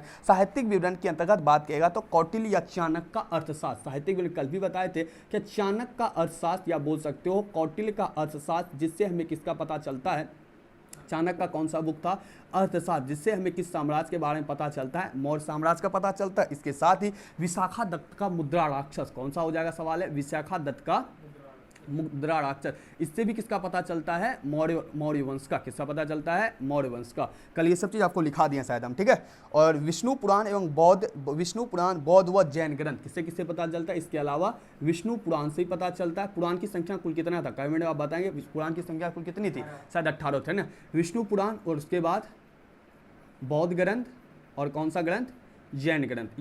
इन सभी चीज़ों से किसके बारे में पता चलता है, मौर्य साम्राज्य की जानकारी का पता चलता है। आगे अगर देखा जाए तो विदेशी यात्री के विवरण में अगर देखें, यूनानी राजदूत मेगास्थनीज की इंडिका, यूनानी राजदूत कल ही बताए थे, यूनान का राजदूत कौन सा था, मेगास्थनीज। यूनान का राजदूत कौन था, मेगास्थनीज। और मेगास्थनीज का अगर बात करेगा, मेगास्थनीज का कौन सा बुक था, इंडिका। कौन सा बुक था, इंडिका। और इंडिका से भी किस साम्राज्य का पता चलता है, मौर्य साम्राज्य का पता चलता है। कल आपको बताए थे क्या यूनान में जो शासक था वो कौन था, सेल्यूकस निकेटर। और सेल्यूकस के निकेटर के ही दरबार में राजदूत बनकर कौन था, मेगास्थनीज था। और चंद्रगुप्त मौर्य के समय में मेगास्थनीज भारत आया था और मेगास्थनीज चंद्रगुप्त मौर्य के समय चंद्रगुप्त की स्थिति परिस्थिति के बारे में लिखा था। और उन बुक का नाम क्या था, इंडिका बुक था, जिससे हमें किसका पता चलता है, मौर्य वंश का पता चलता है। किसका पता चलता है, मौर्य वंश का पता चलता है। अगर बात करेगा पुरातात्विक स्रोत, किसका, पुरातात्विक स्रोत के अंतर्गत मौर्य साम्राज्य के हमें क्या देखने को मिलता है, कई प्रकार के अभिलेख एवं सिक्के देखने को मिलता है। क्या देखने को मिलता है, अभिलेख एवं सिक्के देखने को मिलता है, जिससे हम लोग मौर्य साम्राज्य की स्थिति के बारे में पता चलता है। ये रहा आपका मौर्य साम्राज्य को जानने के स्रोत। लघु में पूछा जाएगा, आप लिखेंगे क्या मौर्य साम्राज्य को जानने के अनेक स्रोतों में से प्रमुख स्रोत निम्नलिखित प्रसिद्ध है, जिनमें साहित्यिक स्रोत के अंतर्गत चाणक्य का अर्थशास्त्र, विशाखा दत्त का मुद्रा राक्षस, विष्णु पुराण, बौद्ध और जैन धर्म ग्रंथ, जिसके आधार पर हम लोग मौर्य साम्राज्य की स्थिति को जान सकते हैं। वहीं विदेशी यात्री विवरण के अंतर्गत अगर हम लोग देखें तो मेगास्थनीज के इंडिका से भी हमें किस साम्राज्य की जानकारी पता चलता है, मौर्य साम्राज्य की जानकारी पता चलता है। वहीं पुरातात्विक विवरण के अंतर्गत मौर्य साम्राज्य के मिले सिक्के एवं अभिलेख से भी क्या पता चलता है, मौर्य साम्राज्य की जानकारी पता चलता है। कई बार ये बोर्ड में पूछा गया सवाल है कि मौर्य साम्राज्य को जानने के स्रोत, तो आपको हम तीनों स्रोत बता दिए, साहित्यिक स्रोत, पुरातात्विक स्रोत और विदेशी यात्री का विवरण। अब हम लोग डायरेक्ट चलेंगे चंद्रगुप्त मौर्य पर। किस पे चलेंगे? चंद्रगुप्त मौर्य पर। इसको आप जब बोलेंगे स्क्रीनशॉट लेने आप लिख लेंगे, कहा कि बहुत ही महत्वपूर्ण सवाल है, ठीक है। अगला सवाल, अब डायरेक्ट हम लोग चलेंगे चंद्रगुप्त मौर्य, जो कि क्या करता है, किसकी सहायता से स्थापना किया है? चंद्रगुप्त मौर्य किसकी सहायता से स्थापना किया है? मौर्य वंश का स्थापना किया है चाणक्य की सहायता से। किसकी सहायता से किया है? चाणक्य की सहायता। आइए देखिए, चंद्रगुप्त मौर्य भारत का मौर्य वंश का संस्थापक था। भारत के कौन सा वंश का संस्थापक था? चंद्रगुप्त मौर्य मौर्य वंश का संस्थापक। आपसे पूछा जाए मौर्य वंश का संस्थापक कौन था, पूछा भी गया सवाल है। मौर्य वंश का, हर्यक वंश का कौन था? हर्यक वंश का बिंबिसार। हर्यक वंश का कौन था? बिंबिसार। मौर्य वंश का संस्थापक कौन था? तो मौर्य वंश का संस्थापक कौन था? आपका चंद्रगुप्त मौर्य। कौन था? चंद्रगुप्त मौर्य था। और इसकी सहायता कौन क्या था? इसके साथ में चाणक्य। कौन क्या था? चाणक्य, ठीक है। ध्यान से देखो, मौर्य वंश का संस्थापक कौन हो जाएगा? आपका मौर्य वंश का संस्थापक कौन हो जाएगा? चंद्रगुप्त मौर्य। कौन हो जाएगा? चंद्रगुप्त मौर्य। ध्यान से देखो, मौर्य वंश का स्थापना के बाद चंद्रगुप्त मौर्य ने नंद वंश का विनाश कर दिया। हम जानते हैं नंद वंश के समाप्ति के बाद हुआ था। यूनानी शासक सेल्यूकस निकेटर चंद्रगुप्त मौर्य को परास्त किया। यूनानी शासक सेल्यूकस निकेटर चंद्रगुप्त मौर्य ने, ध्यान से देखो, कुछ चंद्रगुप्त मौर्य के बारे में कुछ जानकारी तुमको हम बताते हैं, ध्यान से देखो क्या हुआ। चंद्रगुप्त मौर्य मौर्य वंश का क्या क्या स्थापना किया? इन्होंने अपने शासन काल के दौरान यूनान के शासक जिसका नाम था सेल्यूकस निकेटर। ध्यान से देखो क्या होता है, यूनान के शासक जिसका नाम क्या था? Seleucus Nicator. क्या नाम था? Seleucus Nicator. सेल्यूकस निकेटर को ये क्या कर देता है? पराजित कर देता है। सेल्यूकस निकेटर को क्या करता है? युद्ध में हरा देता है। कौन? चंद्रगुप्त मौर्य। और सेल्यूकस निकेटर इनसे क्या कर लेता है? संधि। क्या कर लेता है? संधि। किसके साथ संधि करता है? चंद्रगुप्त मौर्य के साथ। और संधि के क्रम में सेल्यूकस निकेटर की एक पुत्री थी जिसका नाम क्या था? हिलना। क्या नाम था? हिलना। और संधि के तौर पर क्या करता है? हिलना से विवाह करा दिया जाता है। किनका विवाह करा दिया जाता है? चंद्रगुप्त मौर्य का हिलना से क्या करा दिया जाता है? विवाह करा दिया जाता है। किससे विवाह करा दिया जाता है? चंद्रगुप्त मौर्य से। क्या समझे? क्या चंद्रगुप्त मौर्य ने मौर्य वंश का स्थापना किया? इन्होंने यूनानी शासक सेल्यूकस निकेटर को युद्ध में पराजित कर देता है, जिसके कारण से चंद्रगुप्त मौर्य और सेल्यूकस निकेटर के बीच एक संधि होती है। संधि के क्रम में क्या होता है? क्या सेल्यूकस निकेटर अपनी पुत्री हिलना का विवाह किसके साथ करा देता है? चंद्रगुप्त मौर्य के दरबार में करा देता है। जब चंद्रगुप्त मौर्य हिलना को लेकर अपने दरबार में आता है, किसको दरबार में आता है? हिलना को। किसको लाएगा? राजा को, उसका बेटी को लाएगा। शादी किससे किया है? हिलना से किया है ना। तो किसको लेकर आ रहा है? हिलना को लेकर आ रहा था। तो सेल्यूकस निकेटर के ही दरबार में कौन था? मेगास्थनीज। कौन था इसके दरबार में?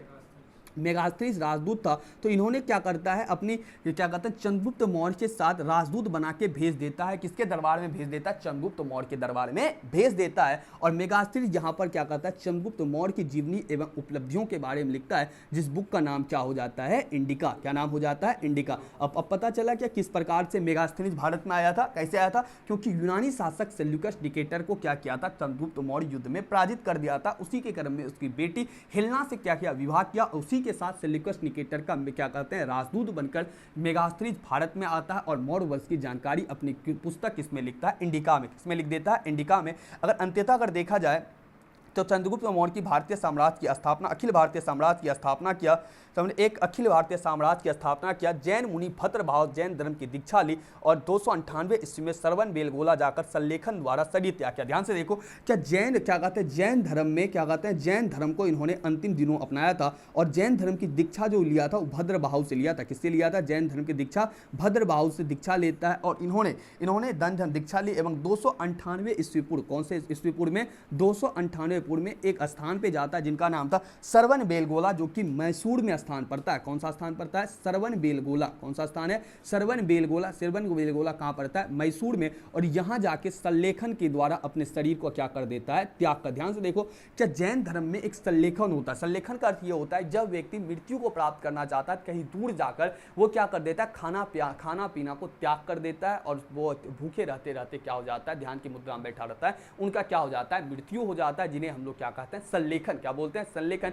चंद्रगुप्त मौर्य ने अपने अंतिम दिनों में जैन धर्म के भद्रभाव, किससे लिया था दीक्षा? जैन धर्म के भद्रभाव से जैन धर्म का दीक्षा लेता है और उनके बाद श्रवण बेलगोला स्थान में चला जाता है और वहां सल्लेखन यानी खाना पीना को छोड़ करके अपनी मृत्यु को 298 ईस्वी पूर्व में क्या कर लेता है? प्राप्त कर लेता है। ठीक है, कौन? चंद्रगुप्त मौर्य। चंद्रगुप्त मौर्य के बारे में क्या किया जाना? शयानक की सहायता से चंद्रगुप्त मौर्य ने मौर्य वंश की स्थापना किया। कौन से वंश के स्थान पे? नंद वंश के स्थान पर। अपने शासन काल में उन्होंने यूनानी शासक सेल्यूकस निकेटर को पराजित किया, उसकी पुत्री हेलेना से विवाह किया और उसी के साथ कौन आया था? यूनानी शासक के दरबार का कौन आया था? मेगास्थनीज, जो कि चंद्रगुप्त मौर्य के जीवन उपलब्धि को इंडिका नामक पुस्तक में लिखा। अपने अंतिम दिनों में चंद्रगुप्त मौर्य जैन धर्म के भद्रबाहु से क्या करता है? दीक्षा लेकर, जैन धर्म के भद्रबाहु से दीक्षा लेकर श्रवण बेलगोला स्थान में 298 ईस्वी पूर्व में चला जाता है और सल्लेखन के माध्यम से वहां अपना शरीर का क्या कर देता है? त्याग कर देता है, यानी क्या उनको मृत्यु प्राप्त हो जाता है। कभी कभी चंद्रगुप्त मौर्य का जीवनी पूछा जाएगा तो आप इन सभी बातों को लिखने का प्रयास करेंगे। ठीक है,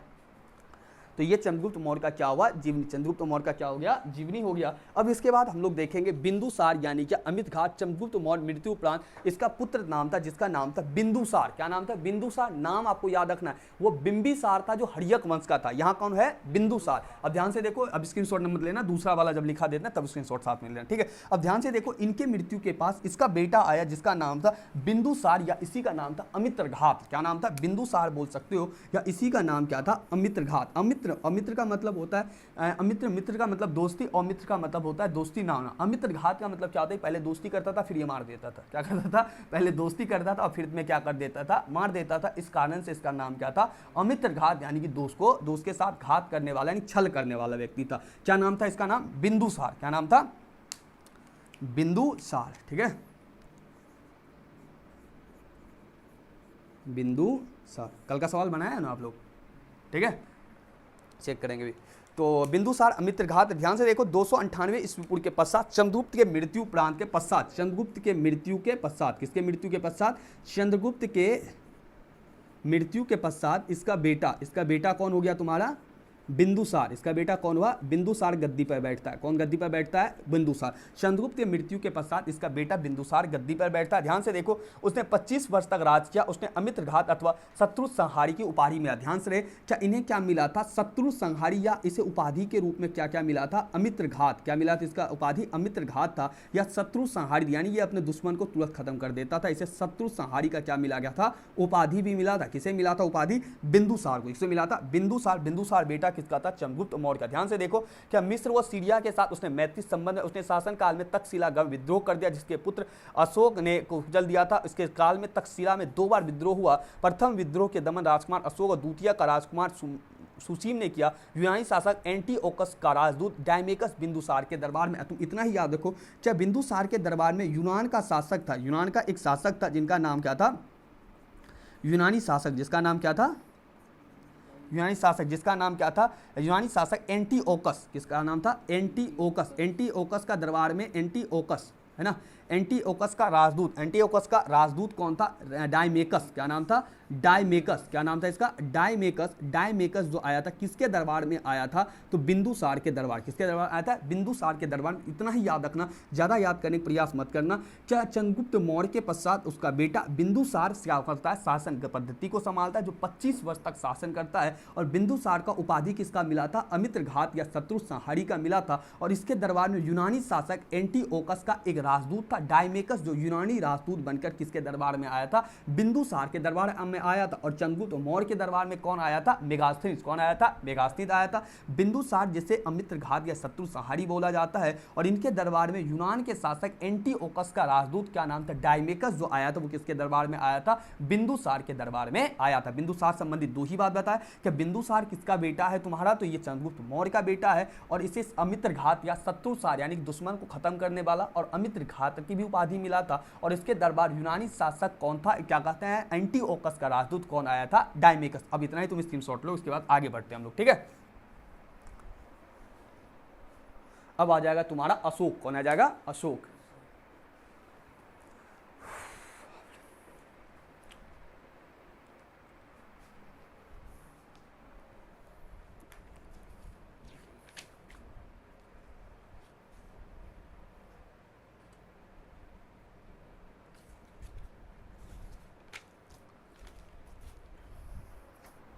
ध्यान से अब देखेंगे, इसको देखें अशोक को, है ना।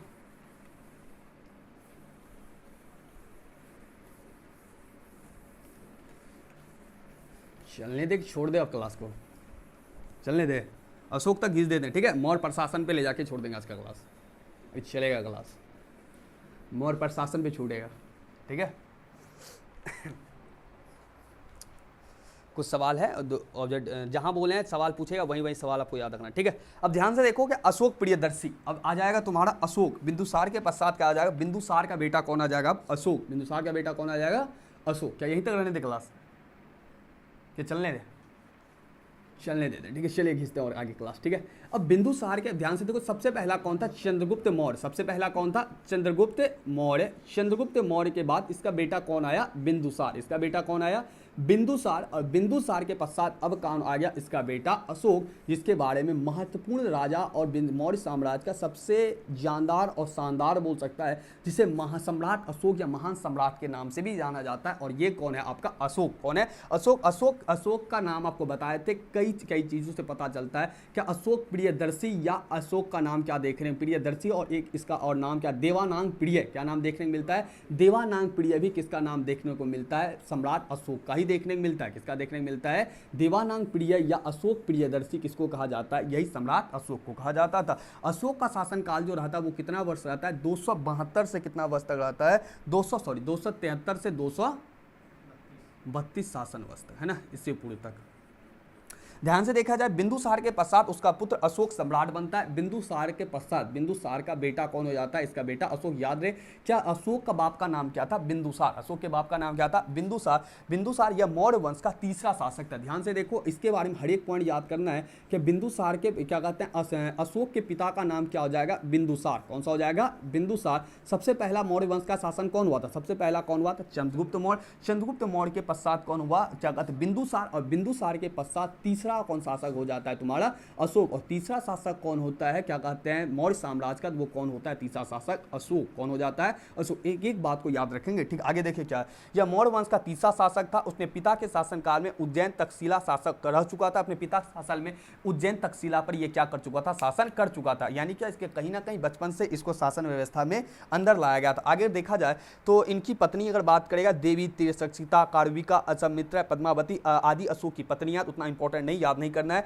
देवी से उत्पन्न महेंद्र एवं संघमित्रा अशोक की पुत्र एवं पुत्री थे। याद रखो, क्या इनकी दो पुत्र पुत्री का पता चलता है, जो कि देवी, यानी देवी पत्नी का इनका नाम याद रख लो। पत्नी का बहुत सा नाम है, इसमें एक ही पत्नी याद रखो। क्या देवी से इनका एक पुत्र की प्राप्ति हुई थी, एक पुत्री की प्राप्ति हुई थी। पुत्र का नाम क्या था और पुत्री का नाम क्या था, पुत्र का नाम क्या था इनका, महेंद्र। क्या नाम था, महेंद्र। और पुत्री का नाम क्या था, संघमित्रा। अब पूछा जा सकता है क्या अशोक कितना पत्नियां, वो ना पूछा जा सकता, पूछा जा सकता है क्या देवी से इन्हें कौन सा बेटा हुआ था, महेंद्र नाम का बेटा, और पुत्री कौन सा हुआ था, संघमित्रा। कौन सा पुत्री हुआ था, संघमित्रा। ध्यान से देखा जाए, यहाँ पर जो इंपॉर्टेंट था, क्या अशोक के द्वारा एक महत्वपूर्ण युद्ध लड़ा गया था, वो था कौन सा, कलिंग का युद्ध। किसका युद्ध था, 261 ईस्वी पूर्व क्या होता है, कलिंग का युद्ध होता है। 261 ईसा पूर्व में कौन किसका होता है, ईस्वी पूर्व में आपको किसका युद्ध देखने को मिलता है, कलिंग का युद्ध देखने को मिलता है। ये सबसे महत्वपूर्ण युद्ध रहता है। उड़ीसा का क्षेत्र वाला युद्ध पड़ता है, उड़ीसा का क्षेत्र में कलिंग पड़ता है। ध्यान से देखो, कलिंग का युद्ध जो होता है, कलिंग के युद्ध के पश्चात ये देखने को मिलता है कि अशोक का क्या कहते हैं, कलिंग का युद्ध काफी भयंकर युद्ध था और अशोक यहां तक में किसी भी युद्ध को हारा नहीं था, किसी भी युद्ध को हारा नहीं था। लेकिन कलिंग के युद्ध के पश्चात क्या होता है, जिसमें हजारों लाखों 1.5 लाख से ही अधिक व्यक्ति मारा जाता है। और कलिंग के युद्ध के पश्चात अशोक क्या कर देता है, अपना पूरी तरीके से क्या करता है, शस्त्र से अपना शस्त्र को क्या करता है, छोड़ देता है, यानी लड़ाई मारपीट को छोड़ देता। हुआ क्या था, ध्यान से सुनो। क्या कलिंग क्षेत्र को इन्होंने जीतने के लिए लगातार युद्ध किया था और कलिंग को जीतने के लिए इन्होंने पूरी तरीके से प्रयास कर रहा था, क्योंकि अशोक जो था वो अखंड भारत की सपना को लेकर तैयार हुआ था। इन्होंने कलिंग क्षेत्र को जीतना चाह रहा था, लेकिन कलिंग में काफी दिनों तक युद्ध चला। लेकिन अंततः जब क्या होता है, कलिंग के क्षेत्र पर अशोक का विजय होता है, जब पताका फहराने के लिए जाता है, तो वहां पर यह देखने को मिलता है क्या उसकी पत्नी का नाम क्या था, पत्नी था, बेटी था, क्या कहते हैं, कलिंग, क्या कहते हैं, जो राजा मरा था उसका बेटी था, पत्नी था, ठीक है।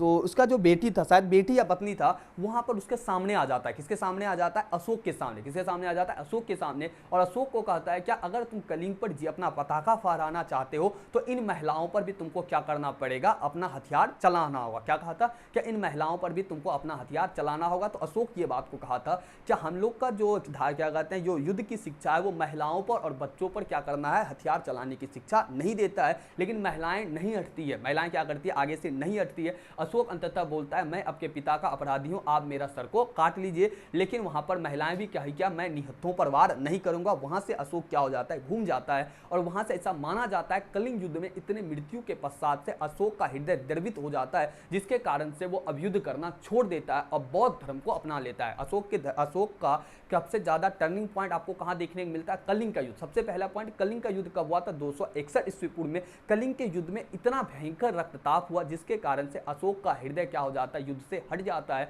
और उसके पश्चात उन्होंने बौद्ध धर्म को अपना लेता है और बौद्ध धर्म में एक कीड़ा को मारना भी अपराध माना जाता है। उनके बाद से अशोक मारपीट को छोड़ देता है और पूरी तरीके से शांति व्यवस्था को कायम रखने के लिए इन्होंने अशोक ने अपना एक नया धर्म चलाया। वो कौन सा धर्म चलाया था? धम्म नाम का। कौन सा चलाया था? धम्म चलाया था। किस धर्म को अपनाया था? बौद्ध धर्म को। इस धर्म को अपनाया था? बौद्ध धर्म को अपनाया था। लेकिन आपको यहां पर याद रखने का इंपॉर्टेंट पॉइंट यही रहेगा कि अशोक ने 261 ईस्वी पूर्व किसका युद्ध किया था? कलिंग का युद्ध किया था। किसका युद्ध किया था? कलिंग का युद्ध किया था। ध्यान से देखो, कलिंग के अशोक ने सम्राट नेपाल, संपूर्ण उत्तरी भारत, दक्षिण भारत, मैसूर, कश्मीर का कुछ भाग, काबुल, हेरात, बलूचिस्तान, तो काबुल, हेरात, बलूचिस्तान को देखेगा तो अफगानिस्तान का क्षेत्र पड़ता है, वहां भी अशोक का शासन था।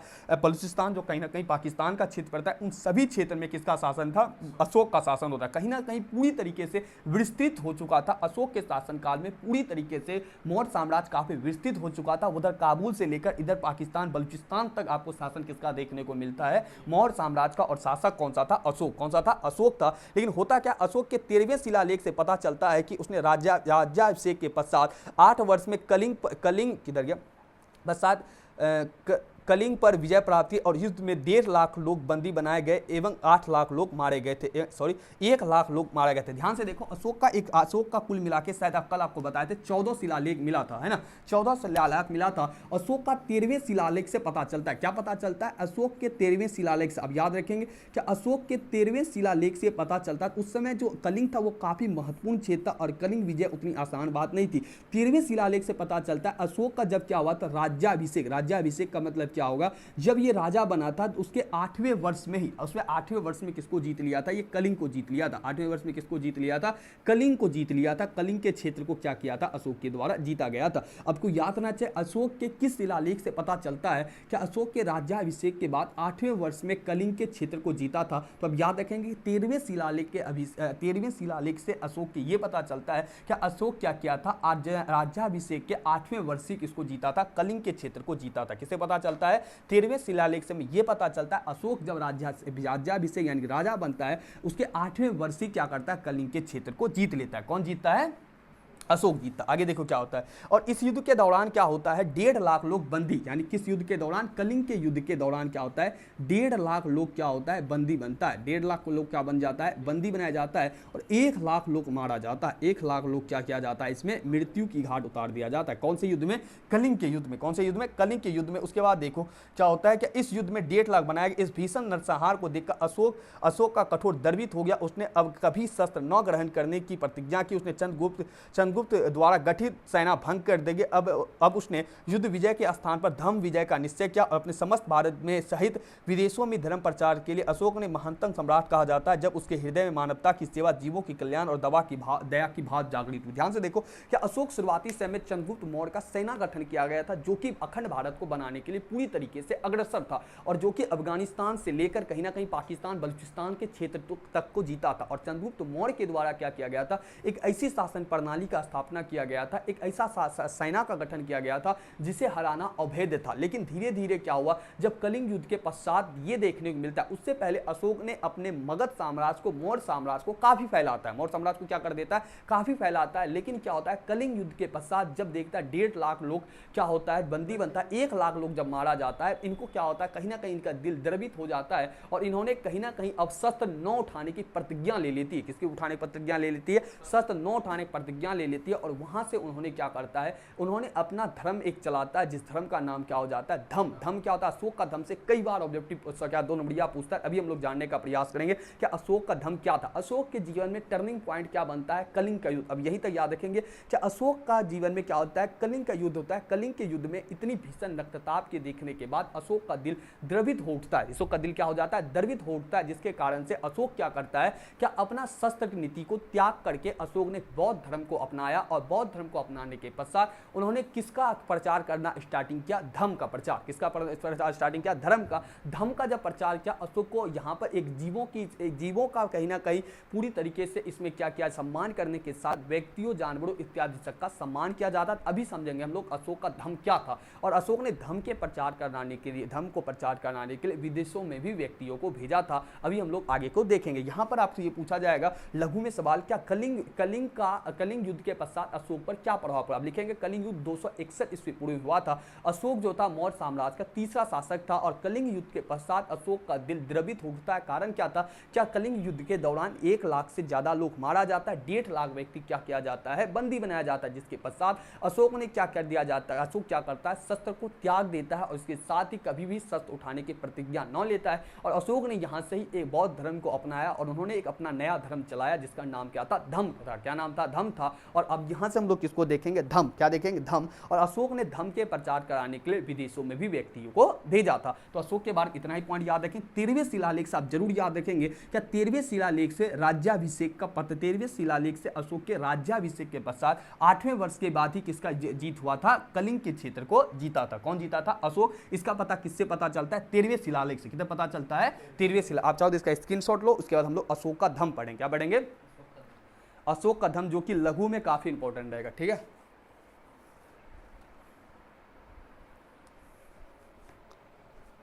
अशोक का धम्म है ना, अशोक का धम्म। धम्म कब चलाया, कलिंग युद्ध के पश्चात। धम्म कब चलाया, कलिंग युद्ध के पश्चात। आइए देखते हैं अशोक का धम्म को। किसको देखते हैं, अशोक का धम्म।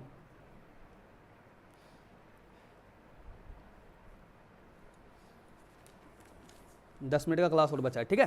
उसके बाद हम लोग कल के शासन में कल देखेंगे मौर्य प्रशासन। किसको देखेंगे, मौर्य प्रशासन, जो कि काफी इंपॉर्टेंट रहेगा। ठीक है, जो कि दीर्घ का सवाल, किसका सवाल है, दीर्घ का सवाल। उसके बाद हम लोग शॉर्टकट में खींचेंगे। ठीक है, अब हम लोग किसको देखेंगे, अशोक का धम्म। किसको देखें, अशोक का धम्म कब चलाया, कलिंग युद्ध के पश्चात। किसके बाद चलाया है, कलिंग युद्ध के पश्चात।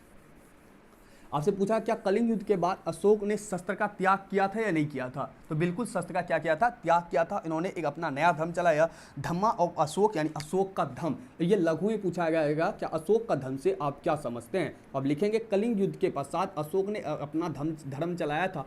धर्म और धम्म में अंतर है। ठीक है, धर्म जो होता है वो धारण करने, वो धारण किया जाता है। धर्म क्या होता है, धारण करना। धर्म का अर्थ क्या होता है, धारण करना। यानी क्या, आप जिस भी धर्म में जन्म लिए उसके नीति नियम को अपने जीवन में धारण कर लिए, वो आपका क्या हो गया, धर्म। क्या हो गया, धर्म हो गया। लेकिन अशोक ने अपना यहाँ पर एक धर्म चलाया था जिसका नाम क्या था, धम्म। क्या नाम था, धम्म था। और अपने धम्म के प्रचार हेतु उन्होंने, अशोक ने केवल भारत में नहीं बल्कि संपूर्ण विश्व में अपने व्यक्तियों को भेजता है। और उन्होंने कहीं ना कहीं अर्थात पापहीनता, अत्यधिक कल्याण है, दया है, दान है, ये सब अशोक का बात था। आइए धम्म के पालन करने के अंतर्गत क्या बात था। ठीक है, तो जो अशोक का धम्म का जो पालन करने वाला व्यक्ति था उसको कहा जाता था कि जो भी धम्म को अपनाएगा, किसको अपनाएगा, धम्म को अपनाएगा, उसके अंतर्गत क्या बातें था उसको देखिए। अशोक के धम्म के अंतर्गत क्या क्या बातें था, यही आपको लघु में लिखना है। अब लिखेंगे अशोक ने कलिंग युद्ध के पश्चात एक अपना धर्म चलाया जिसका नाम धम्म था। अशोक के धम्म में निम्नलिखित बातें थी। पहली बात इसके अंतर्गत यह था कि आपको प्राणी का हत्या नहीं करना है। किसका हत्या नहीं करना है, प्राणियों का हत्या न करना।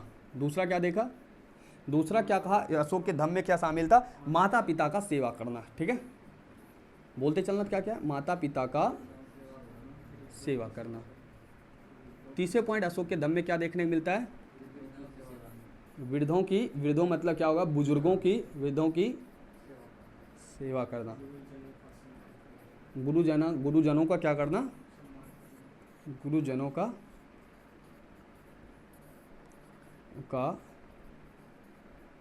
सम्मान। अगला पॉइंट क्या था, मित्र हो यानी दोस्त हो, परिचित यानी आप जिसको पहचानते हो, ब्राह्मण आप तो जानते हो, ब्राह्मणों के प्रति अच्छा व्यवहार करना। और कुछ था, अल्प व्यय एवं अल्प संचय, यानी अल्प आपको खर्च करना है और अल्प आपको क्या करना है, बचाना है, यानी जमा करना है। और क्या था, सादगीपूर्ण, यानी आपके जीवन में ज़्यादा औलझोल, यानी क्या पूरी सादगीपूर्ण जीवन जीना है, कोई ज़्यादा उतना पूरी तरीके से शौक प्रतिष्ठा नहीं हो, सादगीपूर्ण जीवन होना चाहिए, है ना। ये क्या था, अशोक का धर्म। तो अशोक का धर्म यही था जिसके अंतर्गत, और अशोक ने 5 दुर्गुण ही बताए थे। क्या बताया अशोक ने, 5 दुर्गुण, यानी अशोक ने 5 खराबी भी बताया था। क्या क्या बताया था अशोक, 5 दुर्गुण यानी 5 खराबी। क्या क्या था उसके, देखिए तो 5 दुर्गुण क्या क्या क्या था, उग्रता, किसी भी चीज़ को तेजी से ना करने का प्रयास। दूसरा पॉइंट क्या था, निष्ठुरता, यानी कठोर आपको नहीं बनना है। तीसरा पॉइंट पे क्या है, यानी आपके जीवन में आप क्रोध नहीं प्रयोग, क्रोध नहीं लाना है, कुछ भी हो जाए आपको क्रोध नहीं। चौथा क्या था, क्या था, गर्व, यानी कि अपने आप में प्राउड, यानी पूरी तरीके से आपको फूलना नहीं है। फूलना का मतलब क्या होता है, पूरी तरीके से अहंकार आपके अंदर नहीं होना। और चौथे पर क्या है, ईर्ष्या, यानी दूसरे को देखकर जलना नहीं चाहिए। ध्यान से देखिए, आपसे पूछा जाए इतना ही बात को जानो, क्या अशोक का धर्म से आप क्या समझते हैं। आप लिखेंगे कलिंग युद्ध के पश्चात अशोक ने एक अपना धर्म चलाया था, जिस धर्म का नाम क्या था, धम्म था। इसके अंतर्गत निम्नलिखित बातें निहित थी। कम से कम 5 बातें आप लिखेंगे, और लिखेंगे अशोक के धर्म के अंतर्गत निम्नलिखित 5 बातें थी। पहला था प्राणी हत्या नहीं करना, माता पिता का सेवा करना, वृद्धों का सेवा करना, गुरुजन का सम्मान करना, मित्र परिचितों के प्रति अच्छा भाव करना, अल्प व्यय यानी कम जमा करना एवं कम खर्च करना, एवं सादगीपूर्ण यानी अपने जीवन में पूरी तरीके से इज्जत प्रतिष्ठा के लिए कोई भी कार्य नहीं करना, एकदम सादगीपूर्ण अपना जीवन को बिताना। अगर आपको याद रहे तो अशोक के 5 दुर्गुण को आप लिख सकते हैं, अगर ना चाहे तो आप नहीं लिख सकते हैं, क्योंकि 8 या 9 लाइन का लघु लिखना है, तो उसी में आपका पेज क्या हो जाएगा, फुल हो जाएगा। उसी में आपका पेज क्या हो जाएगा, फुल हो जाएगा। और यहाँ पर अशोक से संबंधित और कुछ बातें इसे याद करने से पहले इस बात का भी याद रखो कि अशोक के धर्म के अंतर्गत जब भी आपसे पूछा, आप लिखेंगे क्या, प्राणी यानी किसी भी जीव का हत्या नहीं करना, माता पिता का आपको सेवा करना, ये सिंपल सी बात है, आप इसे याद कर लो, ठीक है। वृद्ध का सेवा करना, गुरुजन का सम्मान करना, मित्र परिचितों का भी सम्मान करना, अल्पव्यय यानी आपको कम खर्च करना, कम जमा करना, और सादगीपूर्ण जीवन जीना। इसके अलावा 5 दुर्गुण यानी 5 खराबी बताई, यानी किसी भी काम करने को लेकर तेजी नहीं होना चाहिए। निष्ठुरता यानी आपको कठोर नहीं बनना है। चौथे पर आपके अंदर क्रोध नहीं होना चाहिए, आपके अंदर यानी गर्व नहीं होना चाहिए, यानी कि आपको फूले नहीं समाना है ना, यानी आपको ज़्यादा किसी भी चीज़ को लेकर अहंकारित नहीं होना है। और 5वें पॉइंट पर आपके अंदर जलन नहीं होना चाहिए किसी भी चीज़ को देख। क्या बोला, सादगीपूर्ण जीवन का मतलब होता है जीवन में शौक प्रतिष्ठा के लिए गलत काम को नहीं करना, पूरी तरीके से सिंपल लाइफ को जीना, ठीक है। यानी दिखावे के लिए कोई कार्य को नहीं करना, यानी क्या, अपने जीवन को कहीं ना कहीं सादगीपूर्ण साधारण के देखे जाए, सिंपल वे में जीना है, ठीक है। यानी कहीं ना कहीं तुम अगर पूरी जिंदगी को ऐसो आराम बनाने के लिए सोचेगा तो कहीं ना कहीं तुमको गलत काम करना होगा, और गलत काम करेगा तो वो सादगीपूर्ण जीवन नहीं माना जाएगा। यानी आपको उतना ही जमा करना है जितना आपको खर्च करना है, ठीक है। अब एक व्यक्ति अगर बढ़िया तरीके से काम करेगा तो अक्सर उसमें से 90% व्यक्ति कितना अपना पूरी तरीके से पूरी जो ऐशो आराम वाली जिंदगी होती है उसको बनाने के लिए व्यक्ति गलत काम को करेगा, क्योंकि अंधा पैसा के लिए गंदा काम तुम करेगा, और गंदा काम करेगा तो आपका सादगीपूर्ण वो जीवन नहीं माना जाए। इसका अशोक कहता है क्या, उतना ही जमा करो जितना आपको खर्च पड़े, ठीक है। अशोक का धर्म के अंदर बात है जितना जमा करो जितना आप खर्च कर सके, और आप अपना जीवन को सादगीपूर्ण जिंदगी जिए, यानी कि दुनिया की दिखावे के क्रम में आप आगे निकलिए, ठीक है। तो ये सब प्रभाव कब पड़ा है, अशोक ने जब कलिंग युद्ध के पश्चात, और अशोक 5 दुर्गुण यानी किसी भी चीज को तेजी से ना करना, कठोरता नहीं, क्रोध और ईर्ष्या, ये 5 अशोक क्या बताया था, खराबी। क्या बताया था, खराबी। अब ध्यान से देखो, प्रथम बौद्ध संगति, प्रथम बौद्ध संगति अजातशत्रु, दूसरा बौद्ध संगति कालाशोक, और तीसरा बौद्ध संगति जो हुआ था वह अशोक के समस्त भारत के सभी देशों में धर्म प्रचार। दूसरे और 13वें शिलालेख अशोक ने उन देशों का नाम गिनता है जहां देश चोल पांड्य सतयुग में, यहाँ पे अशोक के शासन पाटलिपुत्र में तृतीय बौद्ध संगति। अब ध्यान से याद देखो, एक ऑब्जेक्टिव और याद कर लेगा कि अशोक के साल में तृतीय बौद्ध संगति हुआ था। किसके, ऐसे भी आपको चौथा चैप्टर में देखने को मिलेगा।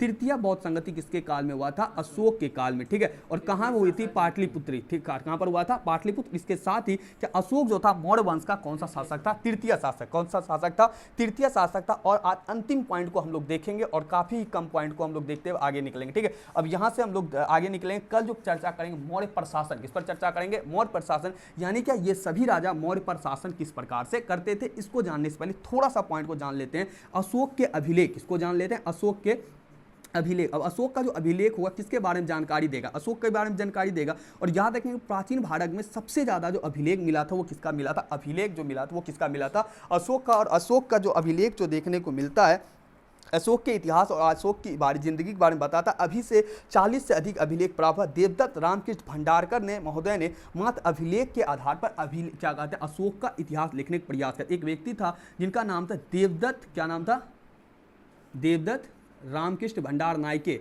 ये था ना, देवदत्त रामकृष्ण भंडार नायके ने ये एक प्रयास किया था जिसमें क्या था, अशोक का जो इतिहास लिखने का प्रयास किया था, वो अशोक का इतिहास लिखने का प्रयास किया था, सिर्फ किसके आधार पर लिखने का प्रयास किया था, अभिलेख के आधार पर। किसके आधार पर लिखने का प्रयास किया था, अभिलेख के आधार पर। आप ध्यान दें कि अशोक का सबसे ज्यादा अभिलेख देखने को मिला है, जिससे अशोक के जीवन के सामाजिक आर्थिक राजनीतिक स्थिति के बारे में पता चलता है। अशोक के सिर्फ अभिलेख के आधार पर ही देवदत्त रामकृष्ण भंडार नायके ने इसके इतिहास लिखने का प्रयास। आपसे पूछा जाए क्या सिर्फ क्या कहते हैं, अशोक के अभिलेख के आधार पर, सिर्फ अशोक के अभिलेख के आधार पर किसने इतिहास लिखने का प्रयास किया था? तो आपको याद रहे, देवदत्त रामकृष्ण भंडार नायके ने सिर्फ अभिलेख के आधार पर क्या किया था, इतिहास लिखने का प्राप्त किया था। अशोक के अभिलेख जितना भी मिला, 40 से अधिक अभिलेख मिला है, इसके अभिलेख को 3 भागों में बांटा जाता है। अशोक के अभिलेख को कितने भागों में बांटा जाता है?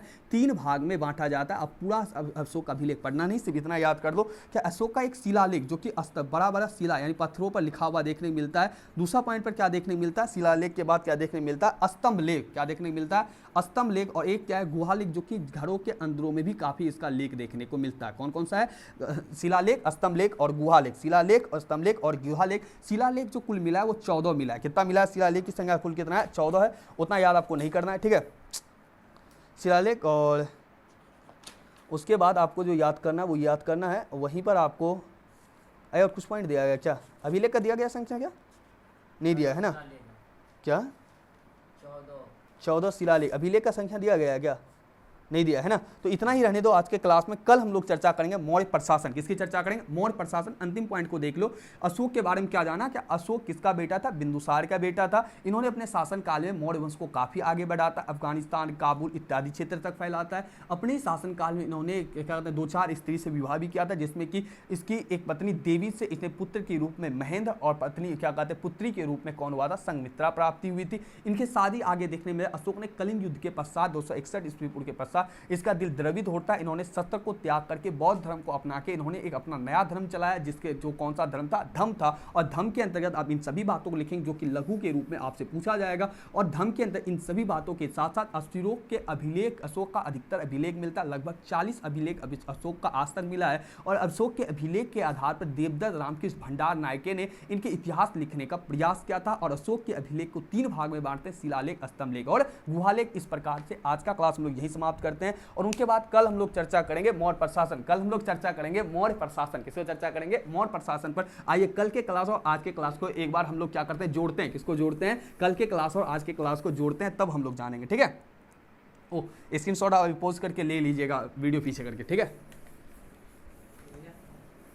नहीं लिया था ना, वीडियो पोस्ट करके ले लेना, ऐसे किताब से लिख सकते हैं। ध्यान से देखो कि कल हम लोग कहाँ से स्टार्टिंग किए थे, हड़प्पा सभ्यता का पतन हुआ था। पतन के बाद क्या स्टार्टिंग हुआ था, वैदिक सभ्यता। क्या स्टार्टिंग हुआ था, वैदिक सभ्यता। वैदिक सभ्यता का 2 काल था, ऋग्वैदिक काल, उत्तर वैदिक काल, जिसमें 600 ईस्वी पूर्व में बौद्ध और जैन और बौद्ध जैन के साथ 16 महाजनपद। कौन सा महाजनपद, 16 महाजनपद। 16 महाजनपद में सबसे महत्वपूर्ण कौन सा देखने मिला था, मगध। और मगध में सबसे, मगध का साम्राज्य की स्थापना कौन करता है, हर्यक वंश का स्थापना के साथ इसका स्थापना कौन करता है, बिंबिसार। कौन करता है, बिंबिसार। बिंबिसार का बेटा का नाम अजातशत्रु, अजातशत्रु का बेटा का नाम क्या हो जाएगा, उदयन हो जाएगा। अब उदयन हर्यक वंश के अंतिम शासक का नाम क्या हो जाएगा तुम्हारा, नागदशक। क्या नाम हो जाएगा, नागदशक। नागदशक को कौन मार देता है, शिशुनाग। शिशुनाग मार करके शिशुनाग वंश का स्थापना है। उसके बाद काला अशोक और उनके बाद महापद्म नंद ने क्या कहते हैं, शिशुनाग वंश का अंत करके महापद्म ने कौन वंश का स्थापना किया, नंद वंश का स्थापना किया। नंद वंश के अंतिम शासक घनान था। उसी समय सिकंदर आक्रमण किया था। सिकंदर के पश्चात भारत में चंद्रगुप्त मौर्य ने चाणक्य की सहायता से किसका स्थापना कर दिया था,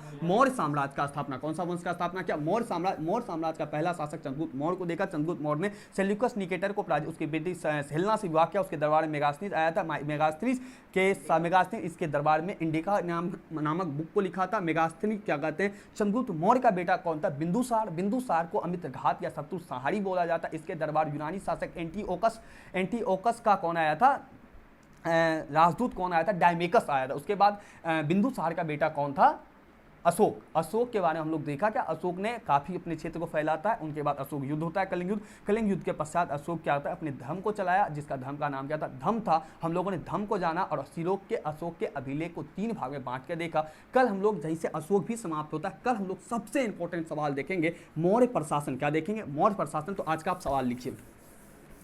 आज का सवाल लिखिए, ठीक है। कल 2 सवाल आपको हम दिए थे, शायद आप बनाए भी होंगे, ठीक है। तो अगर आप भेजना चाहते हैं तो आप भेज सकते हैं। जो चैनल का नाम है वही नाम जाएगा, आप टेलीग्राम पर सर्च मारेंगे आपको मिल जाएगा, वहाँ आप बनाए हुए नोट्स को भेज सकते हैं, ठीक है। ध्यान से देखिए, क्या सबसे पहला आज का सवाल जो रहेगा वो सवाल ये रहेगा,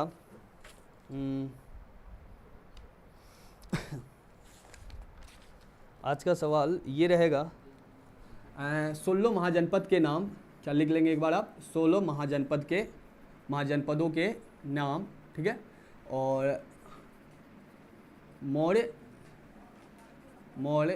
लिखिए सवाल लिखिए, मौर्य साम्राज्य, फोटो नहीं खींचना, मौर्य साम्राज्य के इतिहास को जानने के स्रोत, ठीक है। ये सारा लघु है, ठीक है। तीसरा सवाल इसके अंतर्गत रहेगा आपका, अशोक के धम से आप क्या समझते हैं, अशोक के धम से, बंद कर दो, धम से लिख लेते हैं, सवाल छोड़ दो भी, अशोक